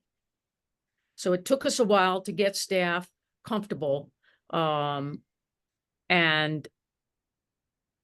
we couldn't do both because if we put in a site review that satisfied staff, then council wouldn't approve it. And if we put in a site review that council supported, staff would not advance it. So it took us, so we stuck to annexation to make sure that we got the land use and the zoning in place so that we could circle back to our plan.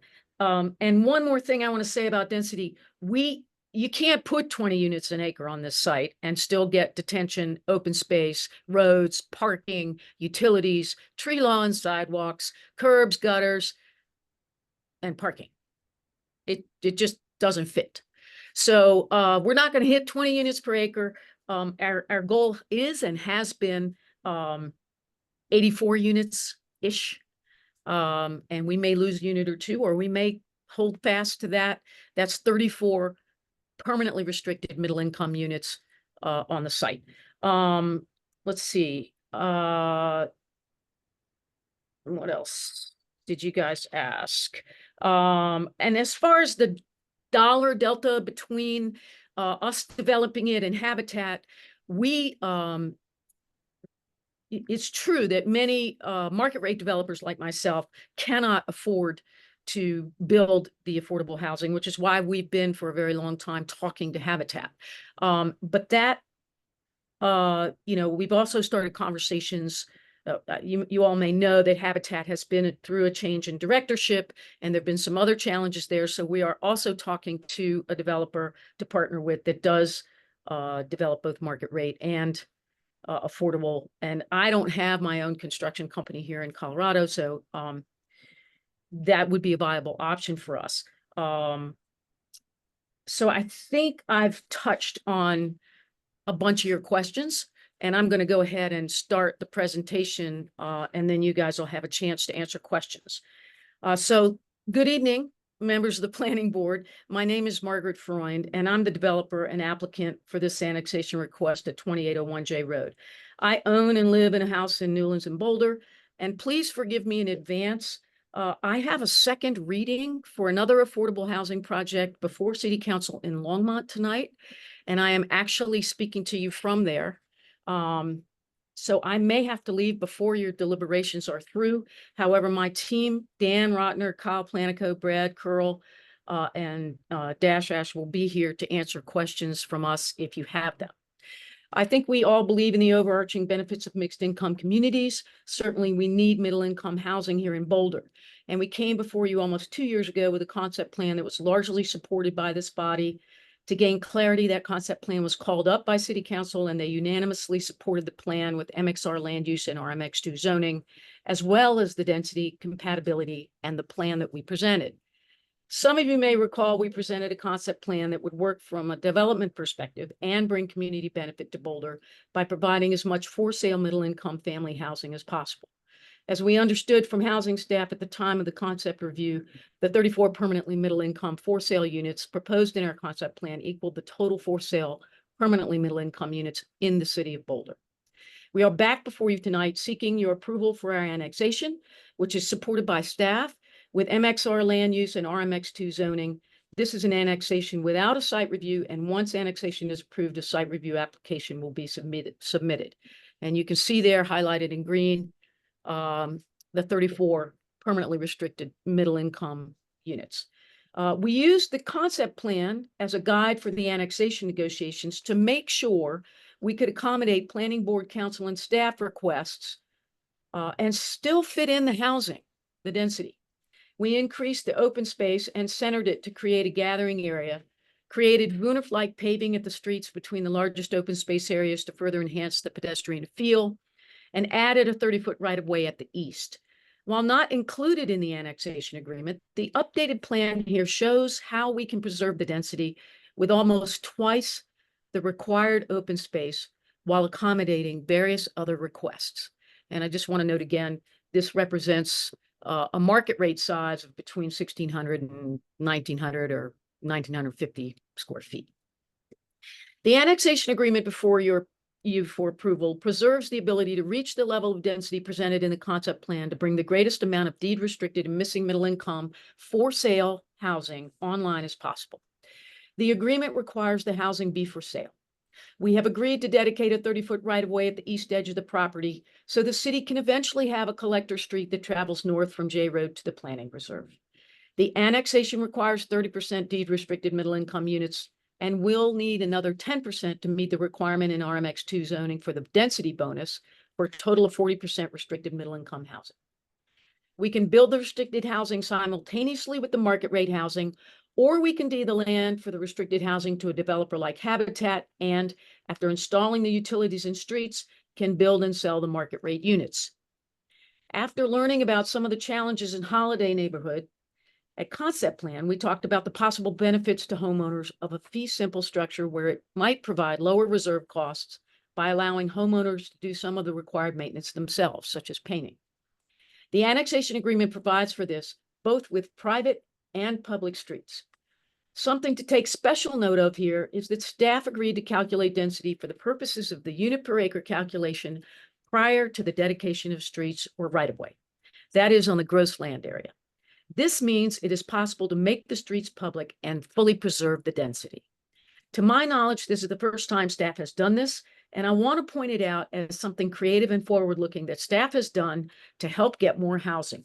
They truly rolled up their sleeves to find a solution that worked for everyone and seem willing to make the necessary street modifications and site review to preserve a parking plan without parking lots and to have the streets be public. The annexation agreement provides for the satisfaction of all transportation, fire, utility, and drainage requirements, as well as off-street improvements and utility connections, all of which will be worked out in more detail in site review. To get staff comfortable with the compatibility requirement for the requested MXR land use, we agreed to limit the housing to 2 stories on the easternmost edge of the site and the east half of the northern edge. This addressed staff concerns about the rural land on those 2 sides, and we also agreed to sloped roofs. We are only here tonight to seek approval for the annexation agreement. Once the annexation is approved, all of the design aspects will be worked out in site review.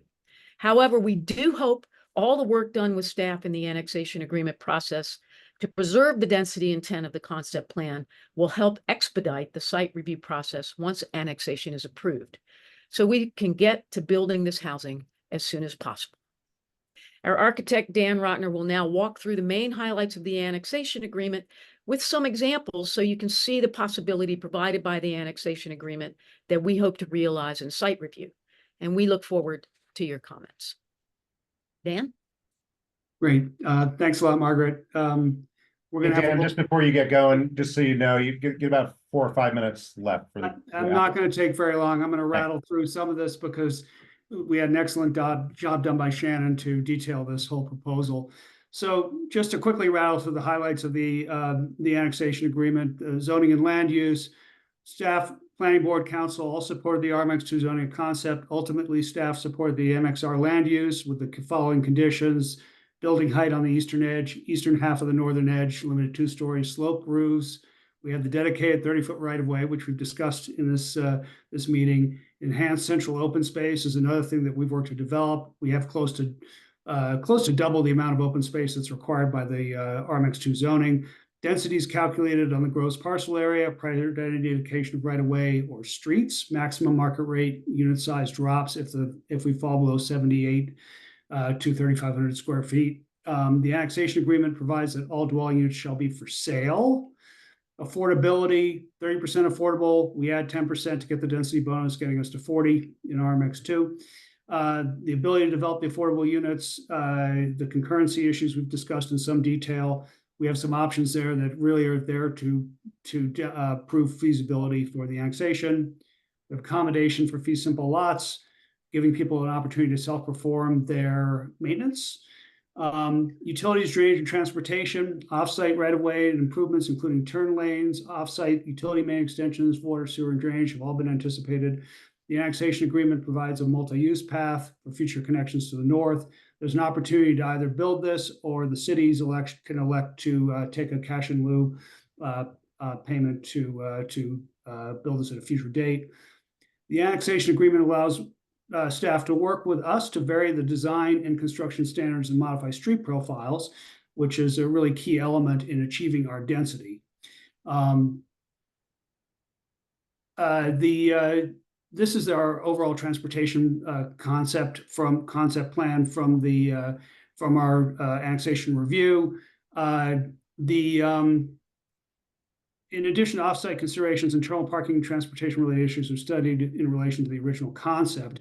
This is an example of the kind of thing we're looking at, where we have a one-way street with parking on both sides as an alternative to a parking lot. Essentially, parking insets allow space for the landscape to extend into the street. This is the kind of thing we're interested in looking at.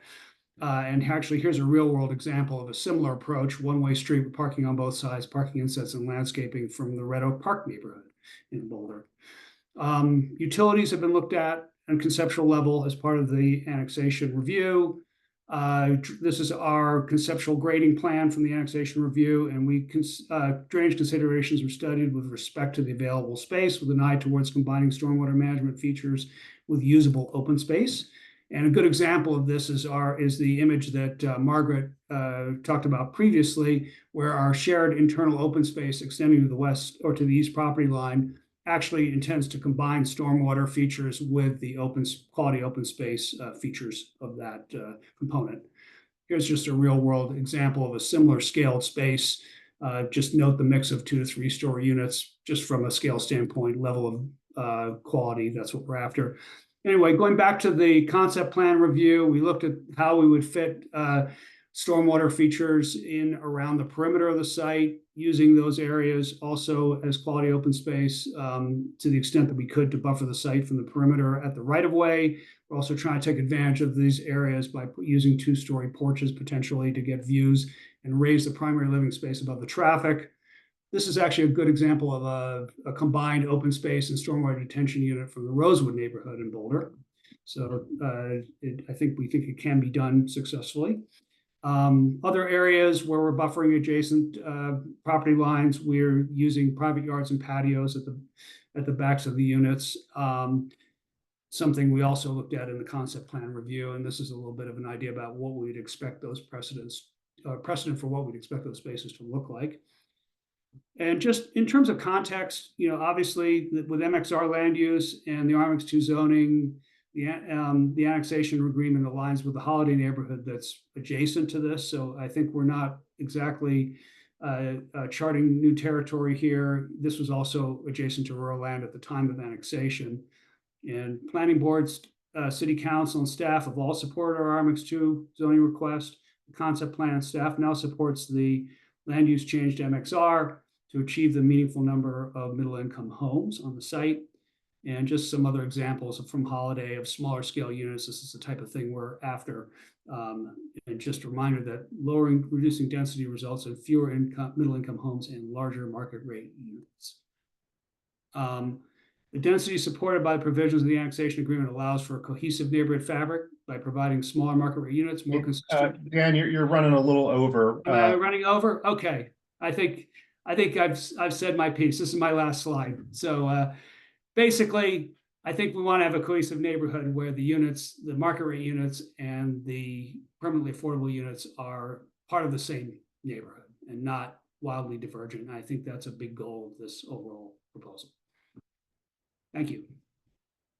Thanks so much. Does the planning board have any questions for the applicants?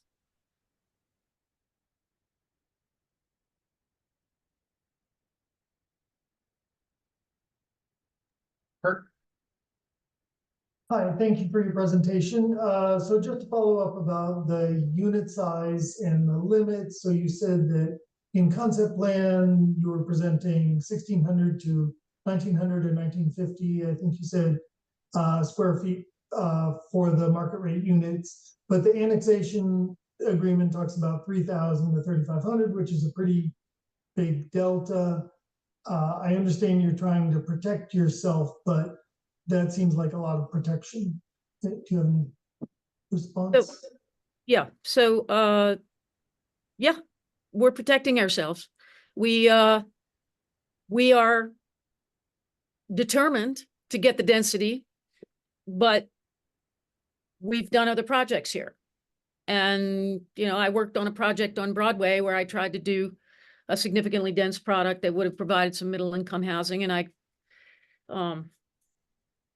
wasn't successful. So that is absolutely protection. It is the reality that if aspects of the site review dramatically push down on density, we will need larger units to be able to put anything here. And it's insurance, frankly, and that's why it's in there. Thank you. Go ahead, Mark.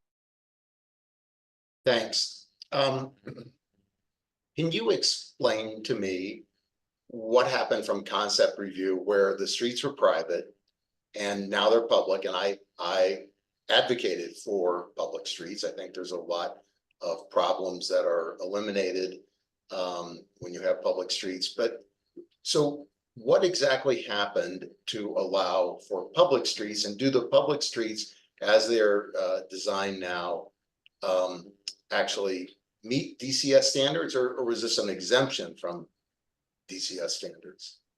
So that's a great question. And the answer is we can do either. The city wants public streets. And so what they did was agree to calculate the density before the taking of streets and right of way. Since we're giving a 30-foot right of way, and since the city wants public streets like you do, they agreed to do this density calculation differently than they have in the past.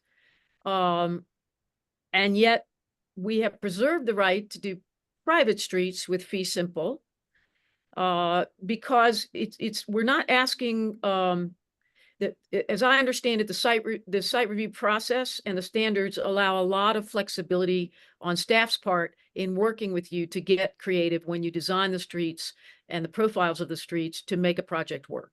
So again, this is insurance, and this is absolutely me and my attorney who's on the call trying to make sure that we are protected in getting the kind of streets that Dan and I have been feeling really make this neighborhood, and we don't have parking lots. And we would love for the streets to be public, frankly, and we really feel at this point that staff is going to get us where we need to be. Charles has been particularly creative and supportive and has made some great suggestions. And at this moment, I feel confident that we can get those streets to be public. However, since I also have a law background like Mr. Curl and Hella, I always want to hedge against the bad outcome. So again, that's insurance, but we're hoping and we're optimistic that these streets are going to be public and that we're going to be doing fee simple, and that the streets are going to be graceful and feel like a neighborhood. That's a great answer. Thank you very much. Any other questions for the applicant before we go to public comment? No. Thank you, Margaret. Thank you, Dan. Glad you guys Thank you turned all up your for your time and attention.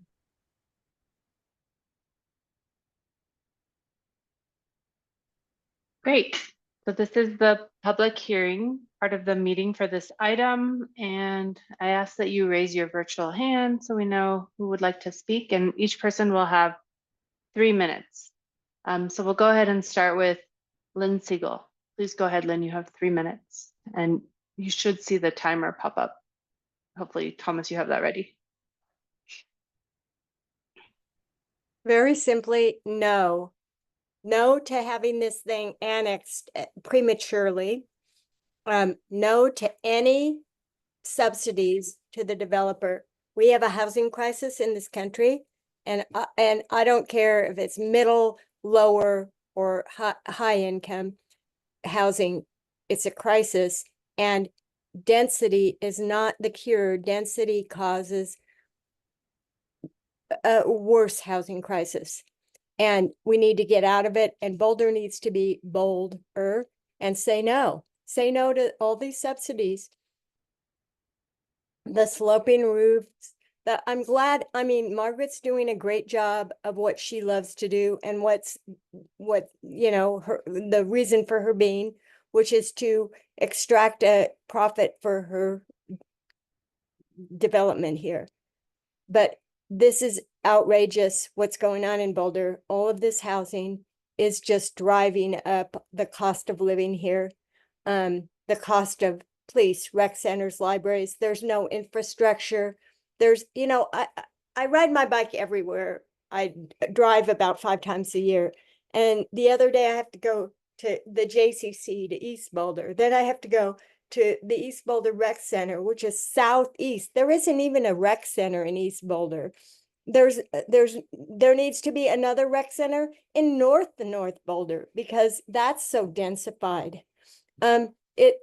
Boulder is losing what brought people here in the first place, that a small place. My dad complained 30,000 people was too much. And that's the population of our university now, 37,000. And CU South. And the fact that Iris, what you need to do is make a highway into Iris. You need to add lanes to Iris because of this kind of development that's going on here. So I just say no to all of this, with all due respect to Margaret. It's like Xcel Energy. That's their business model. Their business model is to make a profit, and a hefty profit, but not at the city of Boulder's expense, in violating our guidelines. If it has to look like crap as a result, I guess it has to look like crap. That's the way it is. And maybe people will get deterred by that, hopefully. But I don't want to be part of this. I'm a taxpayer here, and I don't want to be part of supporting this kind of development in the name of the middle. That's very expensive anyway. The AMI at 2206 is $1,700 to $2,600. Marp, we need the development. Thank you, Lynn. Your 3 minutes are up. Next we have Robin Cube. Please introduce yourself, and sorry if I mispronounced your name. You have 3 minutes. Good evening. My name is Robin Cube. I live on Amber Place, which is diagonally across from the project, across 28th Street. And first off, I'd really like to thank staff for all the hard work they've put in on this. They've done a pretty good job negotiating with a challenging developer, and I want to acknowledge that. I also want to be clear that I do support affordable housing on this site and generally support the annexation of the site for that purpose. But this is a highly visible site and remains so for a long time. I mean, it is in planning area 2, but it's also likely to be the point of the spear for any future development of planning area 3. And in fact, that was the reason that City Council was so enthusiastic about this plan in the first place, was because they viewed it as being compatible with the area as it might be developed if planning area 3 is developed. Well, unfortunately, we know that planning area 3 may never be developed, and this site may stand out, I won't necessarily say as a sore thumb, but as a quite large development, perhaps with nothing around it for a long time. And because of that, I think it's really important that we get the bulk and density right with this project. I'm a real estate lawyer. I certainly understand the economics of projects like this, so that in order to subsidize the low income or affordable housing, you need to have higher income properties or and larger sites. But frankly, this 3,000 to 3,500 square foot site or maximum size on this, that's much larger than all those residential properties across 28th Street in the area I live in. All of us are lower than 3,000 square feet. So I think that's a problem. I don't want to go too far into this exchange issue, but the current inclusionary housing ordinance requires the developer to donate and then pay a differential between the value of the property donated and what they would pay if they paid a cash in lieu, and that's specifically prohibited here. And in short, I'd urge you to, well, because I do support development of the site, I urge recommendation of approval, but subject to some tightening up of the provisions in the annexation agreement, specifically 17, 19, 20, and 25, to somewhat corral the what Ms. Freund talked about, the flexibility that might obtain through the site plan review, that we do need some parameters on that to avoid having a larger, bulkier than necessary project on this site. Thank you.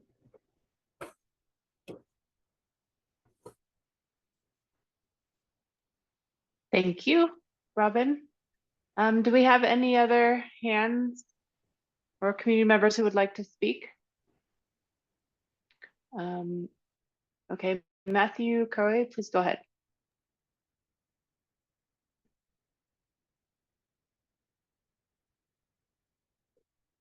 You should be able to speak, Matthew. Please go ahead. You have to unmute from your end.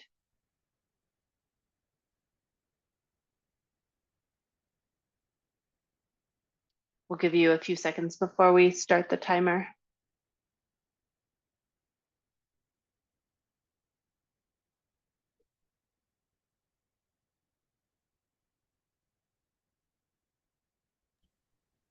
If you're speaking, we're not hearing you. Yeah, let's try the phone number. I believe it's the same, and let's try that. And you have to press 06 to unmute, I believe.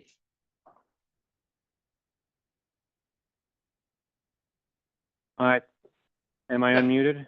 Yep, perfect. Okay. Thank you. So, wow, such a bad idea at the wrong time. 4 major issues: this intersection, the density, the annexation agreement and utilities, and the Boulder Valley Comp Plan. Intersection, you know, J Road is terrible. You guys have to redevelop this. I don't know, I think the city owns the intersection J Road, the county owns stuff to the east. With a letter from Dave, I guess think it was Dave Webster, with his very tepid, generally acceptable utilities plan, stated that you need to talk to the county. You're going to probably need to talk to the county to annex roads in. This is a terrible intersection. You're making it from dangerous to probably a fatal intersection with the increased flow from this. Second, the density. The density does not conform with the Boulder Valley Comp Plan. Everything around this is either RR1, RL2, or RL1, all very low density. To get, you guys noted Holiday, which is pretty far away from this site, as a density. And the density is going to make this intersection terribly worse.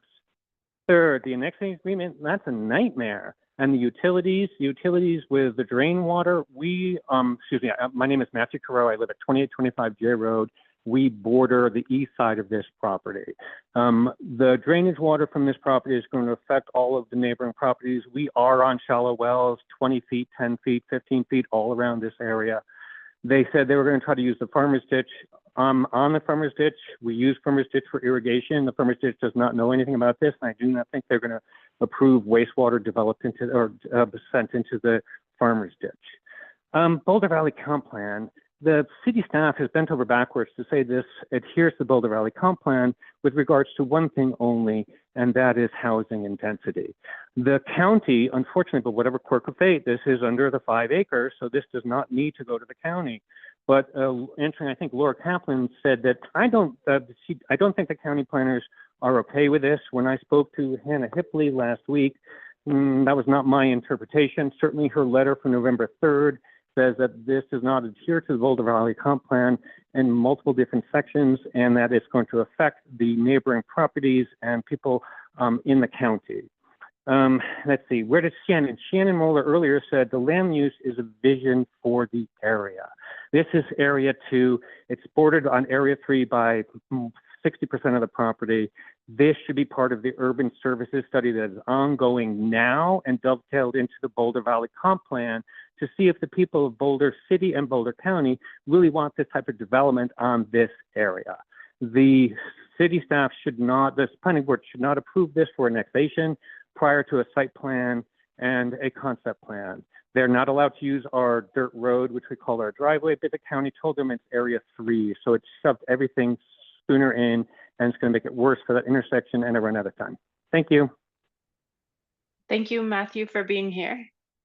I do not see any other hands raised. Just give it a couple seconds of anybody who has not already spoken. So that concludes the public hearing. Great. Thank you, Vivian, and thank you for the people from the public that spoke. We appreciate you being here and speaking your mind. With that said, it's 8:41. We've been at this for a little over 2.5 hours. I suggest we take a break. How does coming back at 8:52, 10 minutes from now? Does that work for everybody? Okay. All right. So we'll adjourn till 8:52 and then we'll deliberate. Thank you.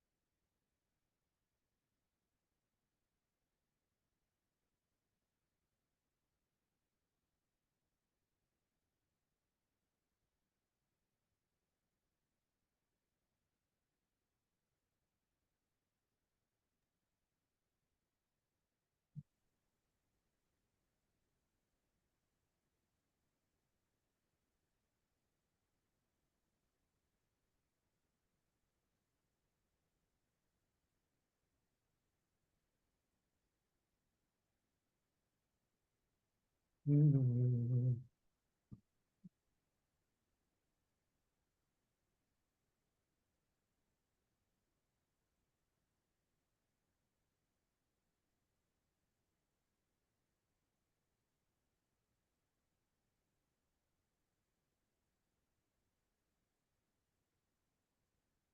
right, looks like we're starting to get together.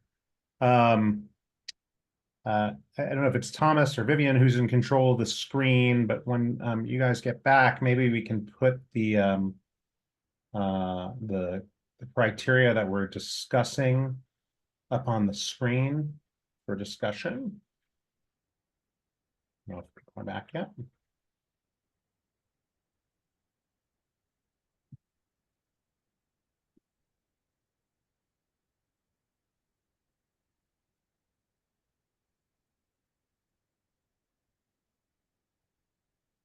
Thank you. That's great.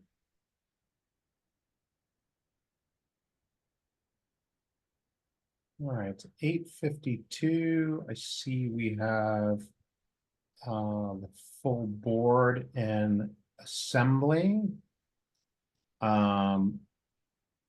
So I would suggest that we go through and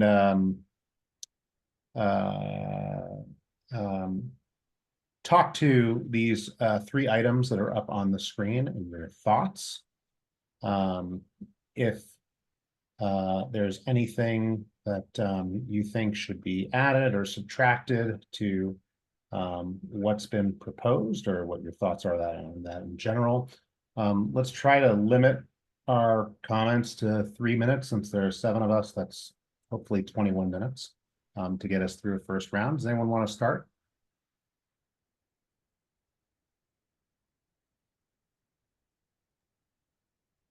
George, just to be clear, are you asking us to each address all 3 questions? Yeah, I think we should address all 3 simultaneously. Okay. Yeah. Okay. Sounds like you might want to start, Mark. Sure. I thought, uh-oh, he's gonna pick up on that. Okay, well, I've got my mic unmuted. We're gonna save time. I'm just gonna answer in the sense of yes to all 3 questions. I've spent a lot of time looking at this packet, visiting the site, thinking about this, reading the BVCP, and I think it is consistent with the policies. I think the land use map, the map density MXR, and the zoning, the initial zoning of RMX2 is consistent with the BVCP. But more importantly, I think it's consistent with the goals, our community goals, and the application of land that's in Area 2. And as I hear comments and go back through our concept review, remembering that, I think that what I perceive as the biggest kind of objection is this is too dense given the area. And I spent some time today in an area of intense mixed uses, mixed buildings, very mixed area. And that is, I was at between 6th and 9th and Canyon and Spruce. And, that is an area that's a highly desirable area. It's a beautiful area. And it's a mix of everything from dense 4-story apartment buildings, single family historic homes, 4-story office buildings, historic large homes on Mapleton Hill, retail shops at 1 and 2 level, and it's all mixed up. And that is part of its beauty, is that it's all mixed up. And if we always say, well, we can't do something next to something because the first thing is X, so we can only do X, or we have to have this crazy gradual transition to Y, we aren't going to make any progress on our housing goals and our transit goals. So anyway, I don't find that to be an objection that I support. So I'm full-throated support for this project and annexation. Great, thanks, Mark. Laura. I am also a triple yes, and I'll just make a couple more comments. You know, I agree with Mark's comments, and I want to particularly point out our annexation policy, which is we annex when a developer asks us to, or when a property owner asks us to. Like, it has to be voluntary. It has to provide community benefit to the city, and we're usually looking for an affordable housing benefit. And so we're not going to bring in an area to the city, and this is area 2 where we are inclined to annex if requested. We're not going to annex properties into the city and keep them at low density. That just is not the policy of the city of Boulder. We are looking for that community benefit in the form of affordable housing provision and additional housing units. So that is density. I want to say that looking at the site design and the comments in the annexation agreement, this looks very responsive to the previous comments that were made by planning board, especially around how to treat that eastern edge and the transitions between the lower density and the higher density. So I'm very appreciative of the work that staff and the developer, excuse me, that staff and the developer have done to make that possible. I also want to recognize that this proposal is for some products that we don't normally see in Boulder. It will be for sale. It will be on site, developed with both market rate and affordable side by side, and middle income price points.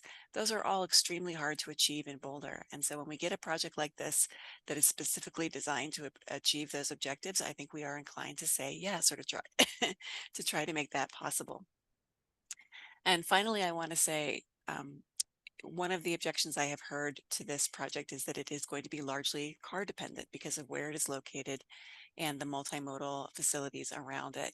And that is not the fault of the applicant. That is just the historic development pattern in the city. So I am hoping that the city will be able to take a broader look at that nearby and surrounding bike ped network, multimodal transit network, as part of our planning for the planning reserve and the BVCP update to complement what we're going to see here with this project. So those are my comments. Thank you. Thanks, Laura. Kurt.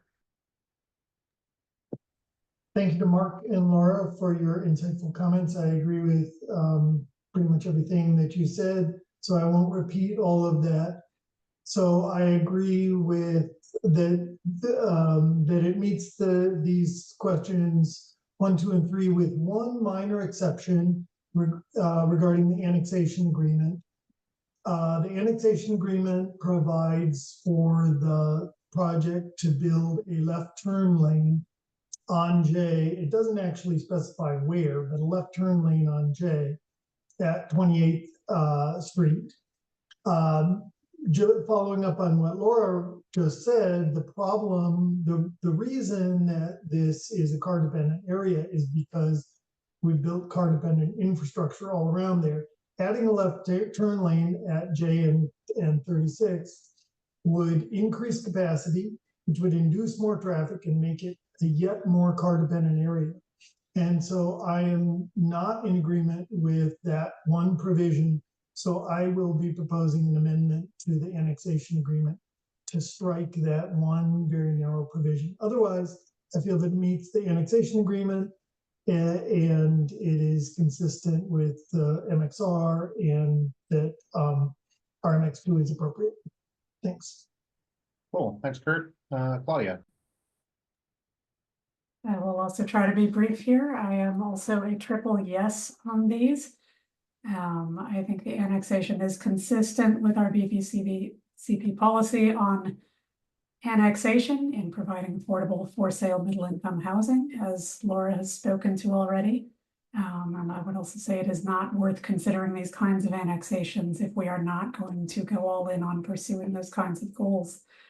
I think the land use map change is necessary to achieve these goals. MXR is the way to do this. And that initial zoning also of RMX2 is our best tool to get a significant amount of affordable housing on site, given its density bonus structure. There's just one recommendation that I'd like to consider. This may seem small in the grand scheme of the annexation agreement, but I keep coming back to it in terms of subsequent site design issues. And that is this requirement that the usable open space in any subsequent development be placed on the eastern border of this parcel. That does seem to be quite restrictive in terms of eventual site design. And I think it also sets up some real pressures for some poor design choices for the actual neighborhood that we are looking at having eventually on this site. To set that kind of requirement on where certain amenities in a neighborhood are placed, simply based on compatibility questions with their surroundings and not dealing with what might be useful for that neighborhood. So I would recommend revisiting that. I believe it is paragraph 22C in the annexation agreement. I know that it says we can revisit that at site review, that whatever reviewing body can approve something different in that case. And I would say if that's the case, let's not set up the pressure to submit a bad design at the next phase. Hey, Claudia Mason.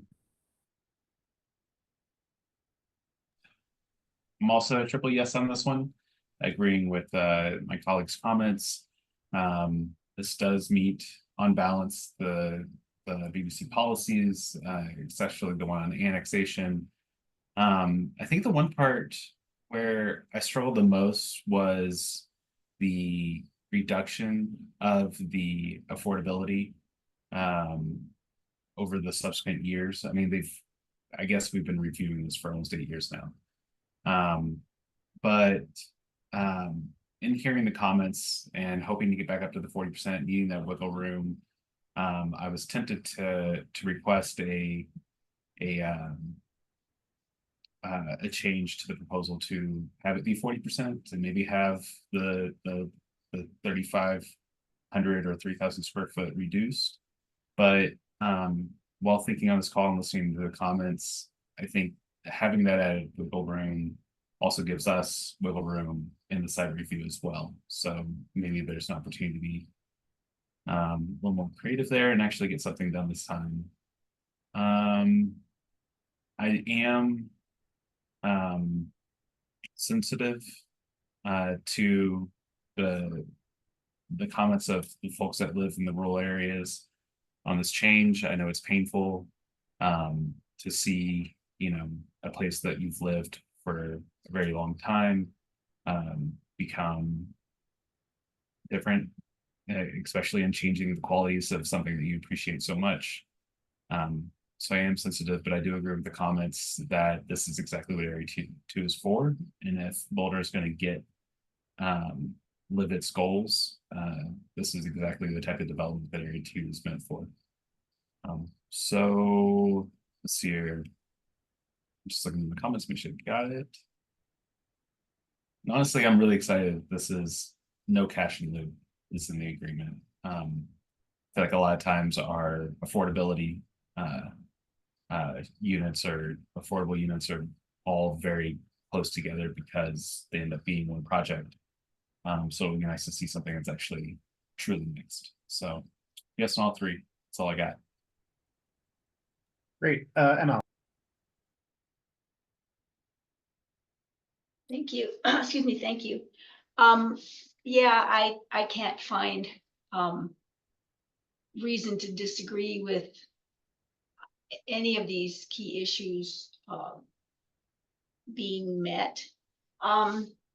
What I would say is that the timing is awkward because we are, to propose this very different kind of a project, high density that is surrounded by low density. It's awkward because we're comprehensively rethinking and looking at the Boulder Valley Comp Plan and Area 3.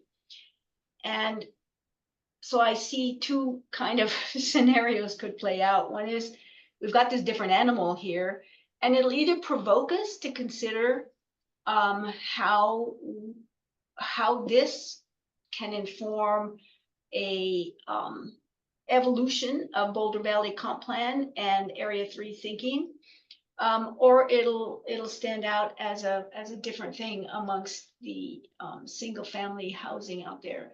So, you know, I don't, that's my biggest concern, is that the timing, it would be nice if we had had these other discussions, Boulder Valley Comp Plan and how it fits in with that, and Area 3 plan, but the timing is what it is, and I think that is going to be, I think, the liability moving forward is, will it stand out as an awkward piece that doesn't quite, you know, fit the area, or will it in fact spur new thinking?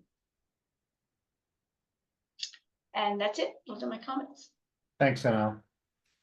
Okay, like my colleagues, I'm in general agreement with 1, 2, and 3. I still struggle with that concurrency issue. I realize it's a unlikely scenario between conveying the fee simple land and having the developer build concurrently. I just been on planning board long enough to see other projects where there was intent stated and something else happened.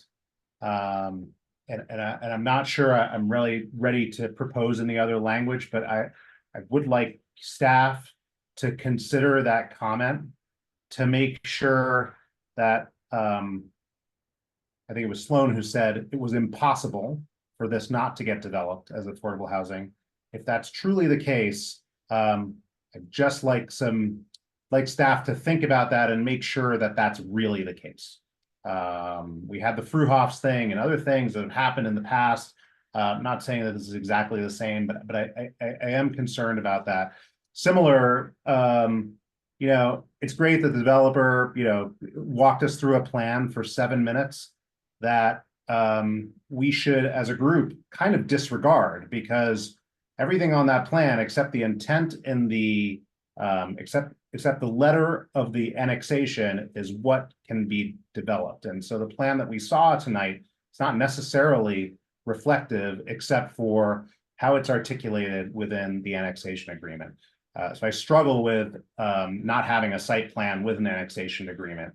And while I understand that that's in the intent, the developer, you know, said some worrying things around sort of this, as Mason brought up, the 3,500 and the 3,000 as insurance, which makes me uneasy that we're going to end up, there is a possibility with ending up with something completely different than what we were presented tonight, that will fit within the annexation agreement. So while I don't think I'm ready to propose anything around the concurrency, and I don't know whether I'm able to articulate, and maybe someone might be better suited to articulate it if they're in agreement with this, but I don't see any reason why the developer should be accommodated with 3,500 and 3,000 if their intent is to build on average 1,900 square foot units. There's no reason why we shouldn't limit that as a in the agreement to somewhere plus or minus of 20% of that, rather than what could be, you know, on the order of, you know, 50, 60, 70%. I'm not sure what the math is. So something for us to discuss. I'm not really ready to propose anything. I know Kurt is ready to propose an amendment. I can't remember who else was, but maybe we'll start with Kurt. Or hey, Mark, you want to, as we've done before, should we, since we're all in agreement, should we go ahead and vote on the initial thing and then add on? I would suggest, I was just looking at the suggested motion language.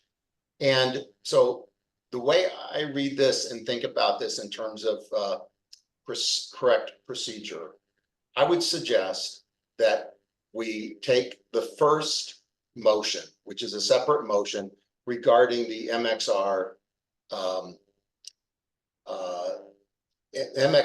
designation and land use in the BVCP. I think we'll get a first, a second, we can debate it if we want, and then we'll vote on that.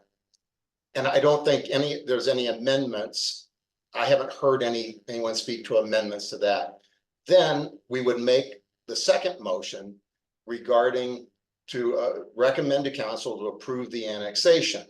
We would make that motion, get a second, and then we can debate that, and people can propose amendments to that motion that we would debate, and then vote on the amendment, and then I think that's a great idea. Helen, any issue with that? Does that sound right procedurally? All right. If you'd like, I'm ready to make that first motion. Go for it. Okay. I move to approve the proposed Valley Comprehensive Plan land use map change for the property located at 2801 J Road to mixed density residential MXR, incorporating this staff memorandum as findings of fact pertaining to case number LUR 2023-00019. I second. Great. ML. Sorry, yes. Laura. Yes. Mason. Yes. Claudia. Yes. Kurt. Yes. Mark. Yes. And I'm also yes, that motion passes unanimously. Someone interested in making the second motion? Go for it, Mark. I move to recommend the city council approval of the proposed annexation of the property located at 2801 J Road, including adjacent right-of-way with an initial zoning of residential mixed to RMX2 under case number LUR 2023-00018, incorporating the staff memorandum as findings of fact and subject to the terms and conditions in the proposed annexation agreement. Second. Great. ML. Don't we have discussion next? Sure. Well, it was put up as a motion and it was seconded, so we have to, we can debate, or people can propose an amendment to this. Before we approve this, people would take the opportunity to propose an amendment, and then that would require a second, etc. Kurt, you want to say something? Yeah, I have a proposed amendment. I sent it to Thomas. I don't know if it's possible to put it up. But I move to amend the annexation agreement, section 23CA, to read a new left turn lane to enter the property.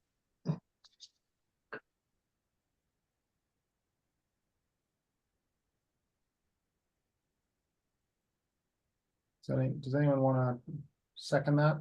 I'll second it. May I speak to the motion? Sure, go for it. Okay, thank you. So currently, the annexation agreement provides for a left turn lane. It provides for the developer to potentially construct a left turn lane to enter the property and a new left turn lane approaching the intersection with US 36/28th Street. It's not entirely clear to me exactly what that means. But as I said in my statements, my comments earlier, I'm concerned about adding capacity to J Road, which will induce additional traffic in this area. And I find that that is not consistent with the BVCP policies 6.01, all mode transportation system and safe and complete streets, 6.02, equitable transportation, and 6.05, reduction of single occupancy auto trips. So that is why I am proposing striking the section regarding the new left turn lane approaching the intersection, but keeping the new left turn lane to enter the property, which seems appropriate to me. Ella, do you have a comment on procedure? Not on procedure. I just wanted to point out that that the agreement doesn't actually require that left turn lane to be constructed. It just allows the city to require it as part of the site review. So the site review could be approved without that.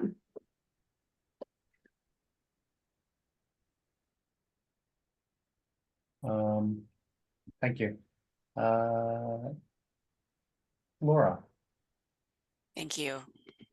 I wanted to ask staff, where did that addition of the option to include a left-hand turn lane, which I assume is from J Road traveling west and then turning left onto 28th Street. Where did that come from? And was that part of your discussion with the county staff?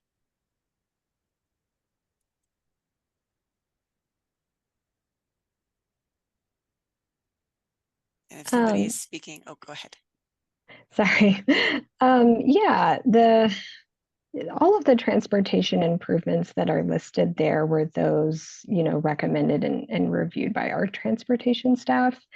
So that's where they came from. I apologize they're not here tonight to speak on that further, but that was sort of the impetus for those, was on the basis of our transportation engineering staff's review.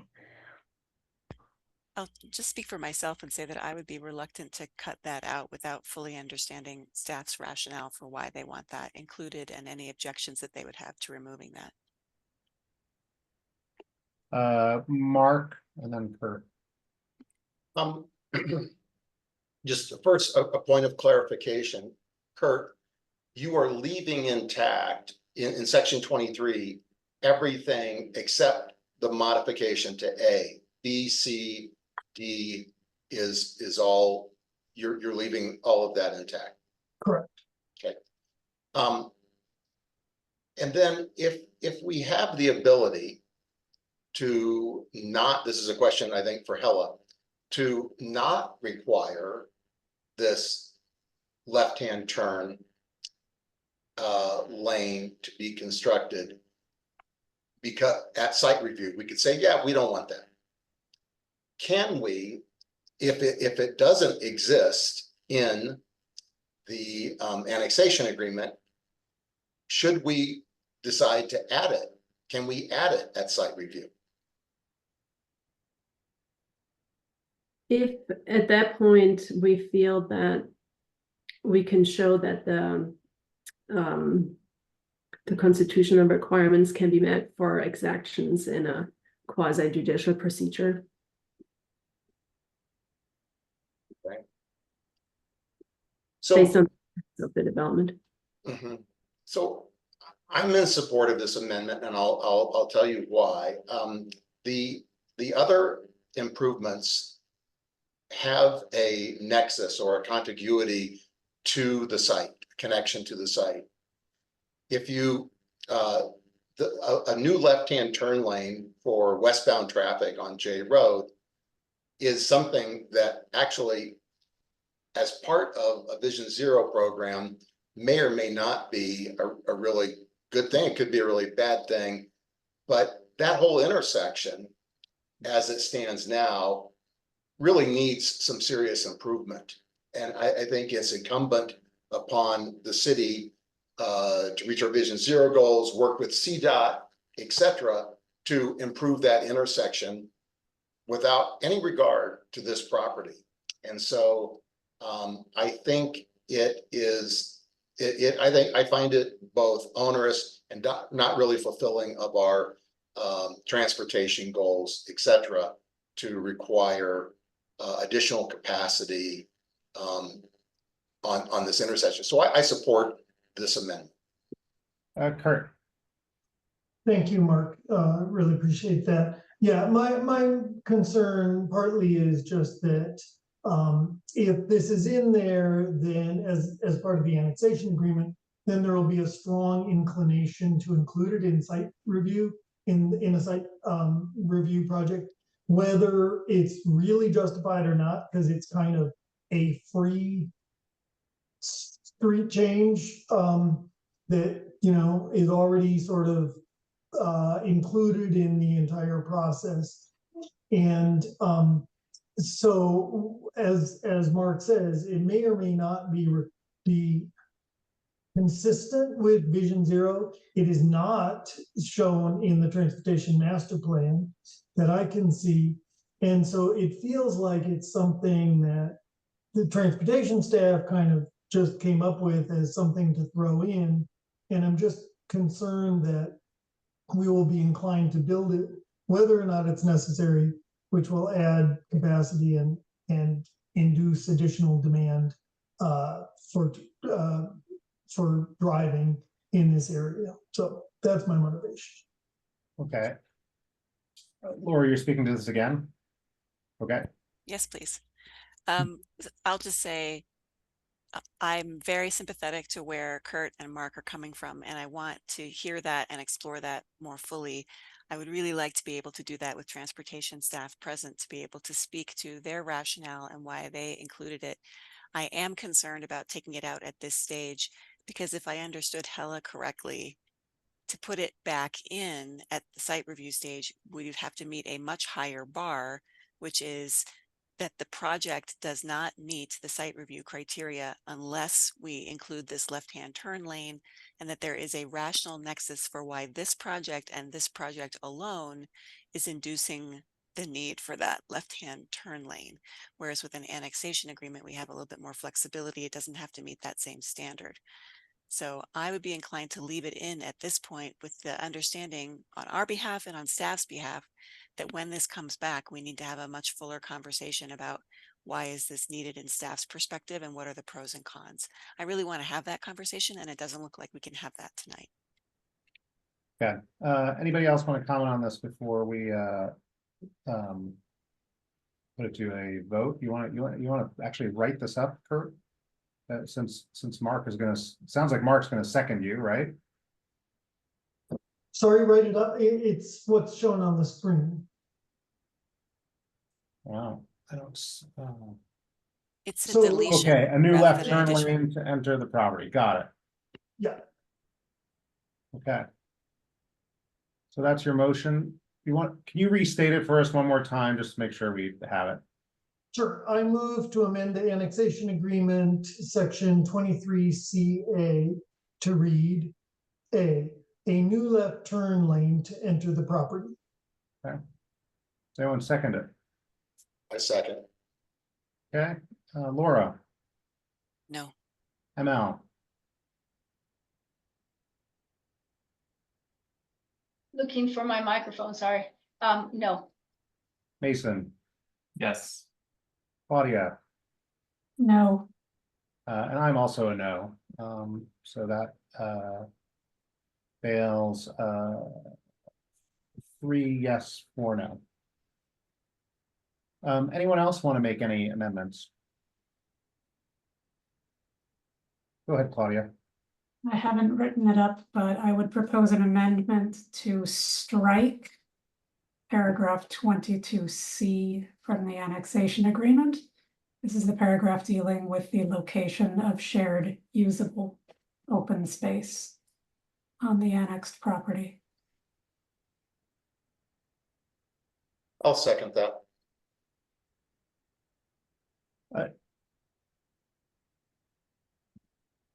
Great. Well, if you want to write something up that we can put up there, does anyone want to discuss that further before we take a vote on it? Go ahead, Laura. I guess I would just like to ask staff, that paragraph about locating the shared usable open space on the eastern edge of the property, is that pretty much in response to planning board's comments at the last meeting, or is there another reason for that?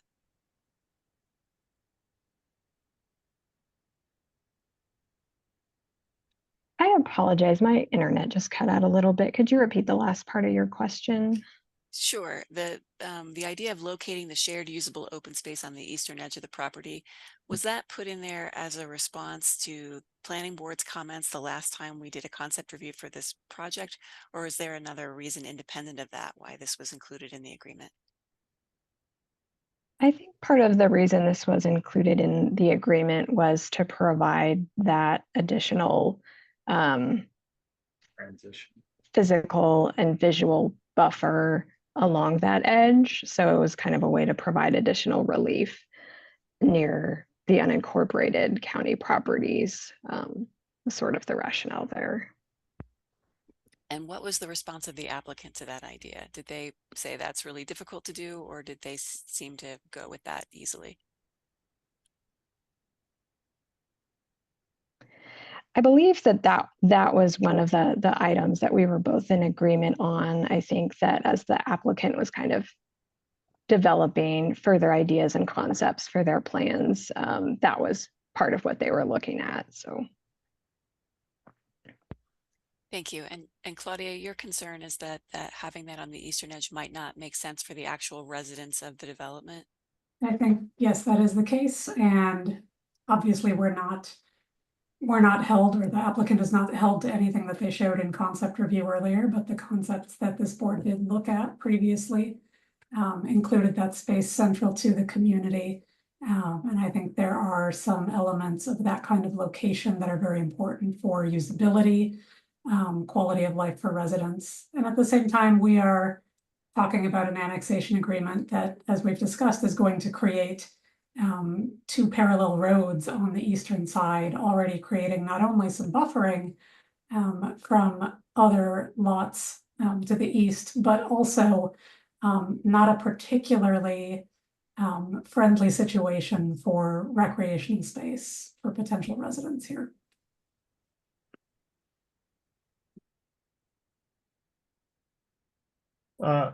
Sorry, Mark. Yeah, I'll just speak to this, that I appreciate Claudia noting this during the concept review.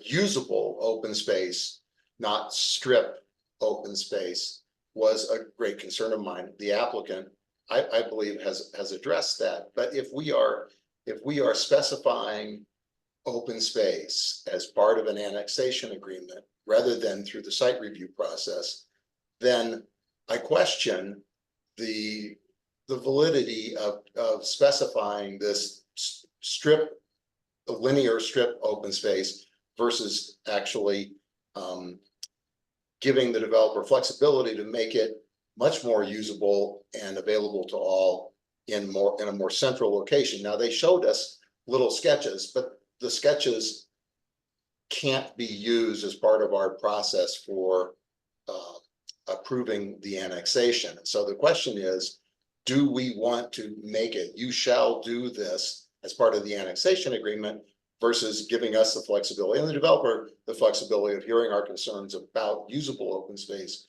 that would be addressed at site review? Kurt? Reading this now more carefully, I'm not actually sure what this states at all, because it says, this shared open space area shall be located adjacent to the eastern property line unless a different location is approved by the approving authority of the site review. Well, the site review has to show the open space someplace. So it's not actually clear to me what the provision is doing at all. Hella, do you have any comment on that? I think it creates an expectation for a usable open space that also takes into consideration compatibility of the design with the adjacent neighborhood, but it does at the same time create the flexibility for it to be modified through the site review. So I hear your point. Go ahead, Claudia. My concern here with putting it in the annexation agreement is that we're going to get a site review proposal that is built around that requirement, at which point it is quite difficult in many cases to go back and make substantive changes to site layout. So I would like to avoid putting someone in that situation. Again, with the discussion of the previous amendment, which I voted against, it is harder to make a change at that site review stage than it is at this point in time. Great. I'll call on myself. I think reading that through and giving Hella's comments, I actually find it to be pretty harmless because it to me, it clearly states that that can be modified through the site review process, and the idea of putting usable open space within this makes sense. So I wouldn't be in favor of striking it. So I want to modify it somehow to accommodate some flexibility. I think that would be fine, but I think it's important to flag usable open space in there. And the fact that it's specifying where it is, but at the same time saying that in site review, this can be changed by the approving body, which is us, kind of makes sense to me. So those are my comments.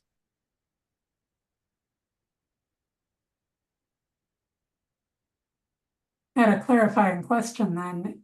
I assumed, and maybe I've got this wrong, under RMX2 zoning, if we were to see a site review come back, that there are actually usable open space requirements that would come with that. So that striking this particular paragraph does not say, oh, any proposal that we see does not have to have usable open space come with it. It's just taking out this requirement that it be on that eastern property line. That's correct. Yeah, there's minimum standards and design standards for use. Thank you. So I would still propose just striking the whole paragraph. There's no point in having it there. There's also a number of site review criteria that talk about the type and quality of on-site usable open space as well. So we would have those at our disposal. Thank you. Laura?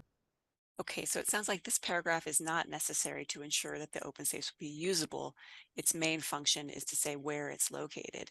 And I have to say that I am persuaded by Claudia's argument here that maybe the eastern edge is not the right place for this, given that there is going to be that physical separation and buffer with the dedication of the right-of-way that we did not have when we looked at this back 2 years ago.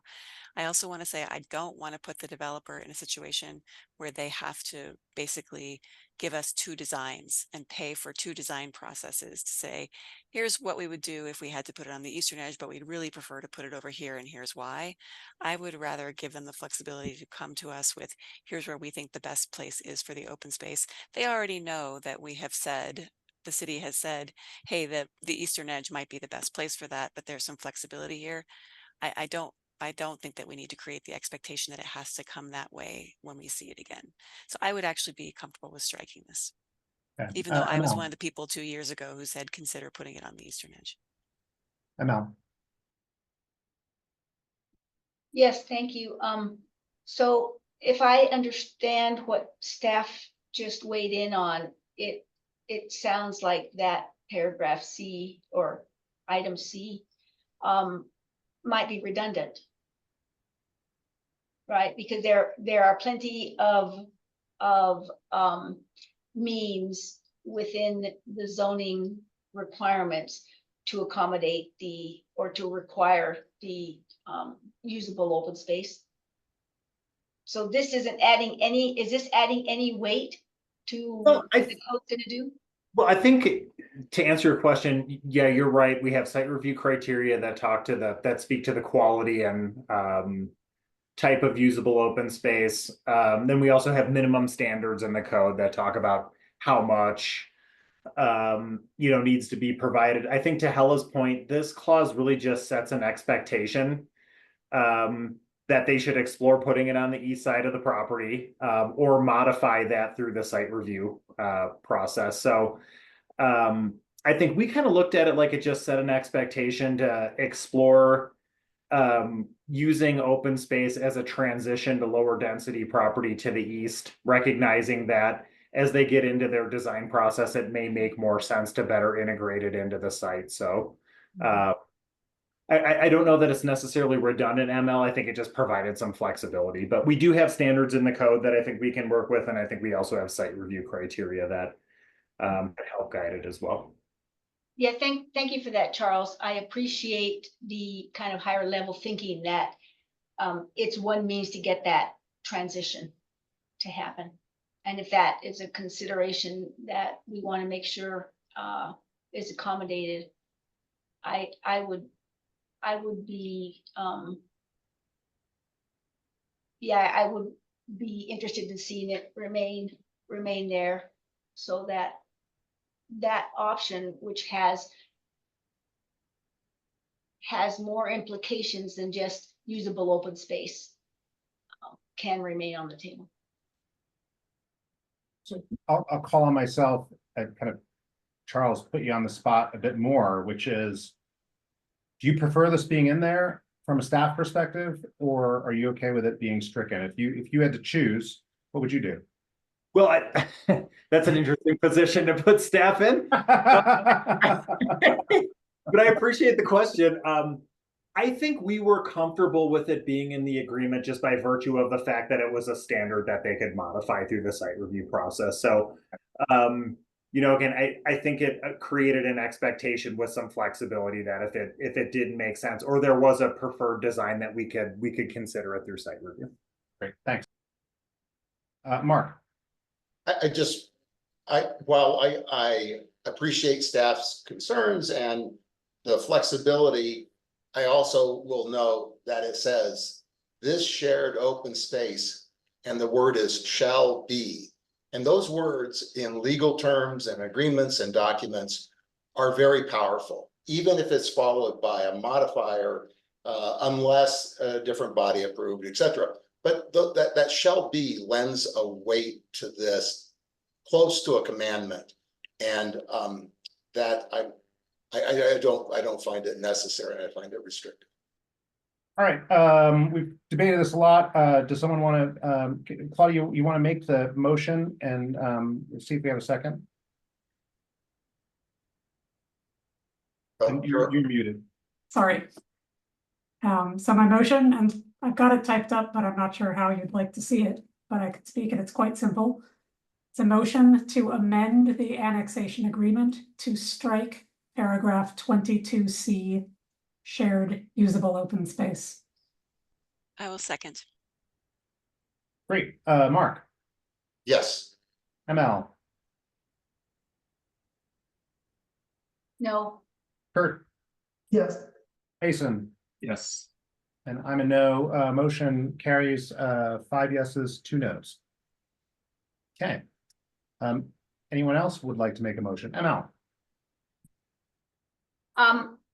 I just wanted to have, I'm not making a motion, but I have a question on the paragraph right above the one we were talking about. It seems to have a contradiction in it, and I would like to try to see if that is true or not. And the contradiction I'm looking at is, so the applicant's site review plan shall show buildings of up to 3 stories, but no more than 2 stories in height above finished grade. Let me see, can somebody clarify how can it be 3 stories but no more than 2 stories in height? We didn't specify a height number, so that I think is nebulous. That's intended to allow for basements if the applicant was able to provide a basement level below grade and then 2 stories above grade is what it's getting at. It doesn't specify, and it's just specific to the number of stories.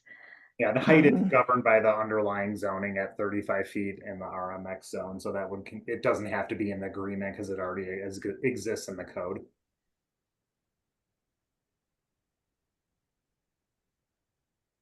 So this is already.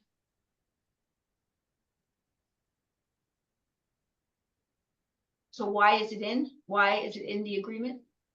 I meant the 35 feet isn't in the agreement because it already exists in the code. Yeah, and they're not asking for additional height that they wanted to modify through the agreement. So the underlying height for the zone district is 35 feet, and that already exists in the regulation. So it didn't need to make it into the agreement. So this is just again, a design standard, a massing standard. Was the intent of this, if I understood the intent of this, was to have the buildings be shorter along the eastern half of the northern property line? and the entire eastern. The intent of this was to have shorter buildings along that edge. I think the ultimate intent, and Shannon, please correct me if I'm wrong, was really to allow for pitched roofs so that we didn't have 3-story flat roof buildings. Yeah, it was more to do with providing a design that seemed compatible with what was on neighboring properties. And that's typically what we see is maybe a 1 or 2 story home with a pitched roof. Okay, so really this is just asking for a pitched roof in in a different way. Okay. I guess it isn't a contradiction. Thank you for clarifying. Can I colloquy on that? Sure. So is the assumption that there could be 35-foot tall buildings with sloped roofs along the eastern edge and the eastern half of the northern edge? Right. They could be just as tall, but they have very tall stories and a sloped roof or a pitched roof. Oops, I see Charles nodding yes. So they're not necessarily shorter. They just have to have a pitched roof on those edges. I see Charles saying that's correct. Even though That's he's correct. muted. Okay. Sorry. Okay. Is that what you were asking, Emil? It was just unclear because it seemed like the intent was to have the project scaled down along those edges.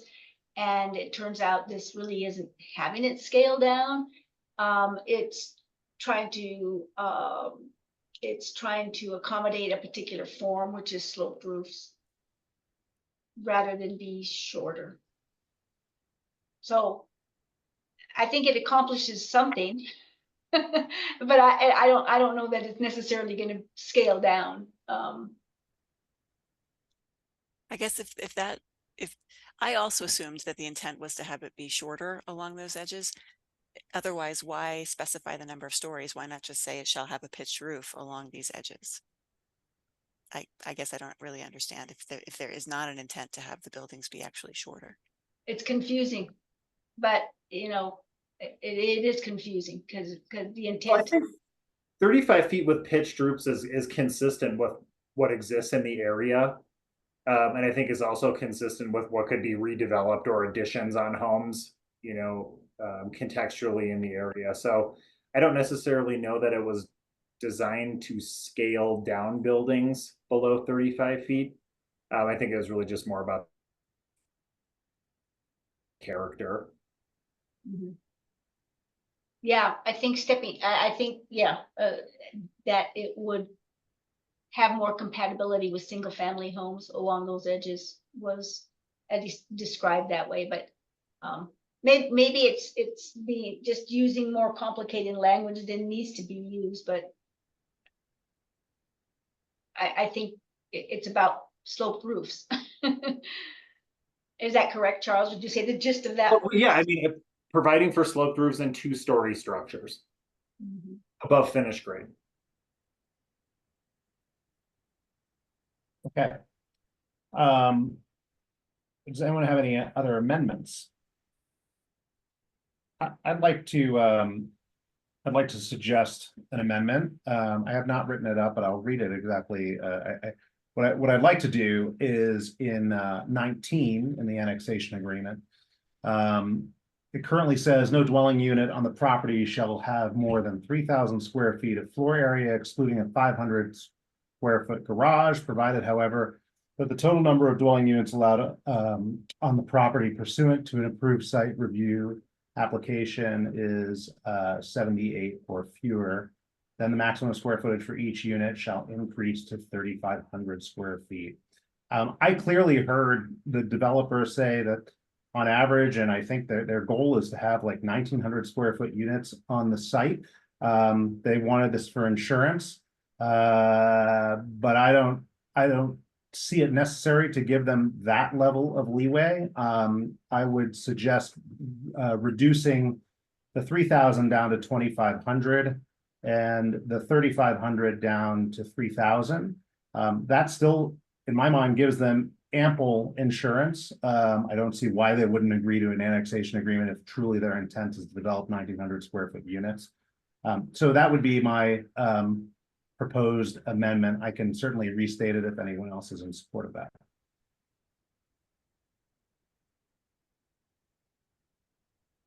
Mason. I'm gonna ask the Laura question. How did that number come through? Can anyone describe those discussions that led to those numbers?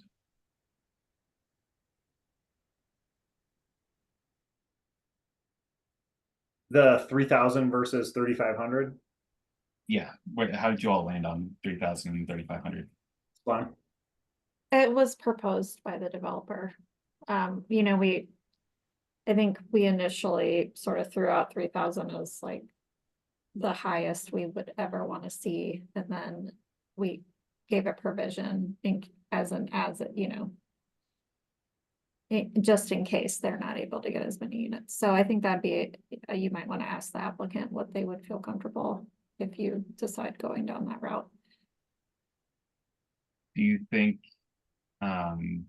it would put this project at risk if we were to accept that proposal or the amendment? I mean, I think having a limit is rational. I think trying to, like we've found, defining what that is can be hard, and I would just urge you to provide some flexibility in whatever you decide.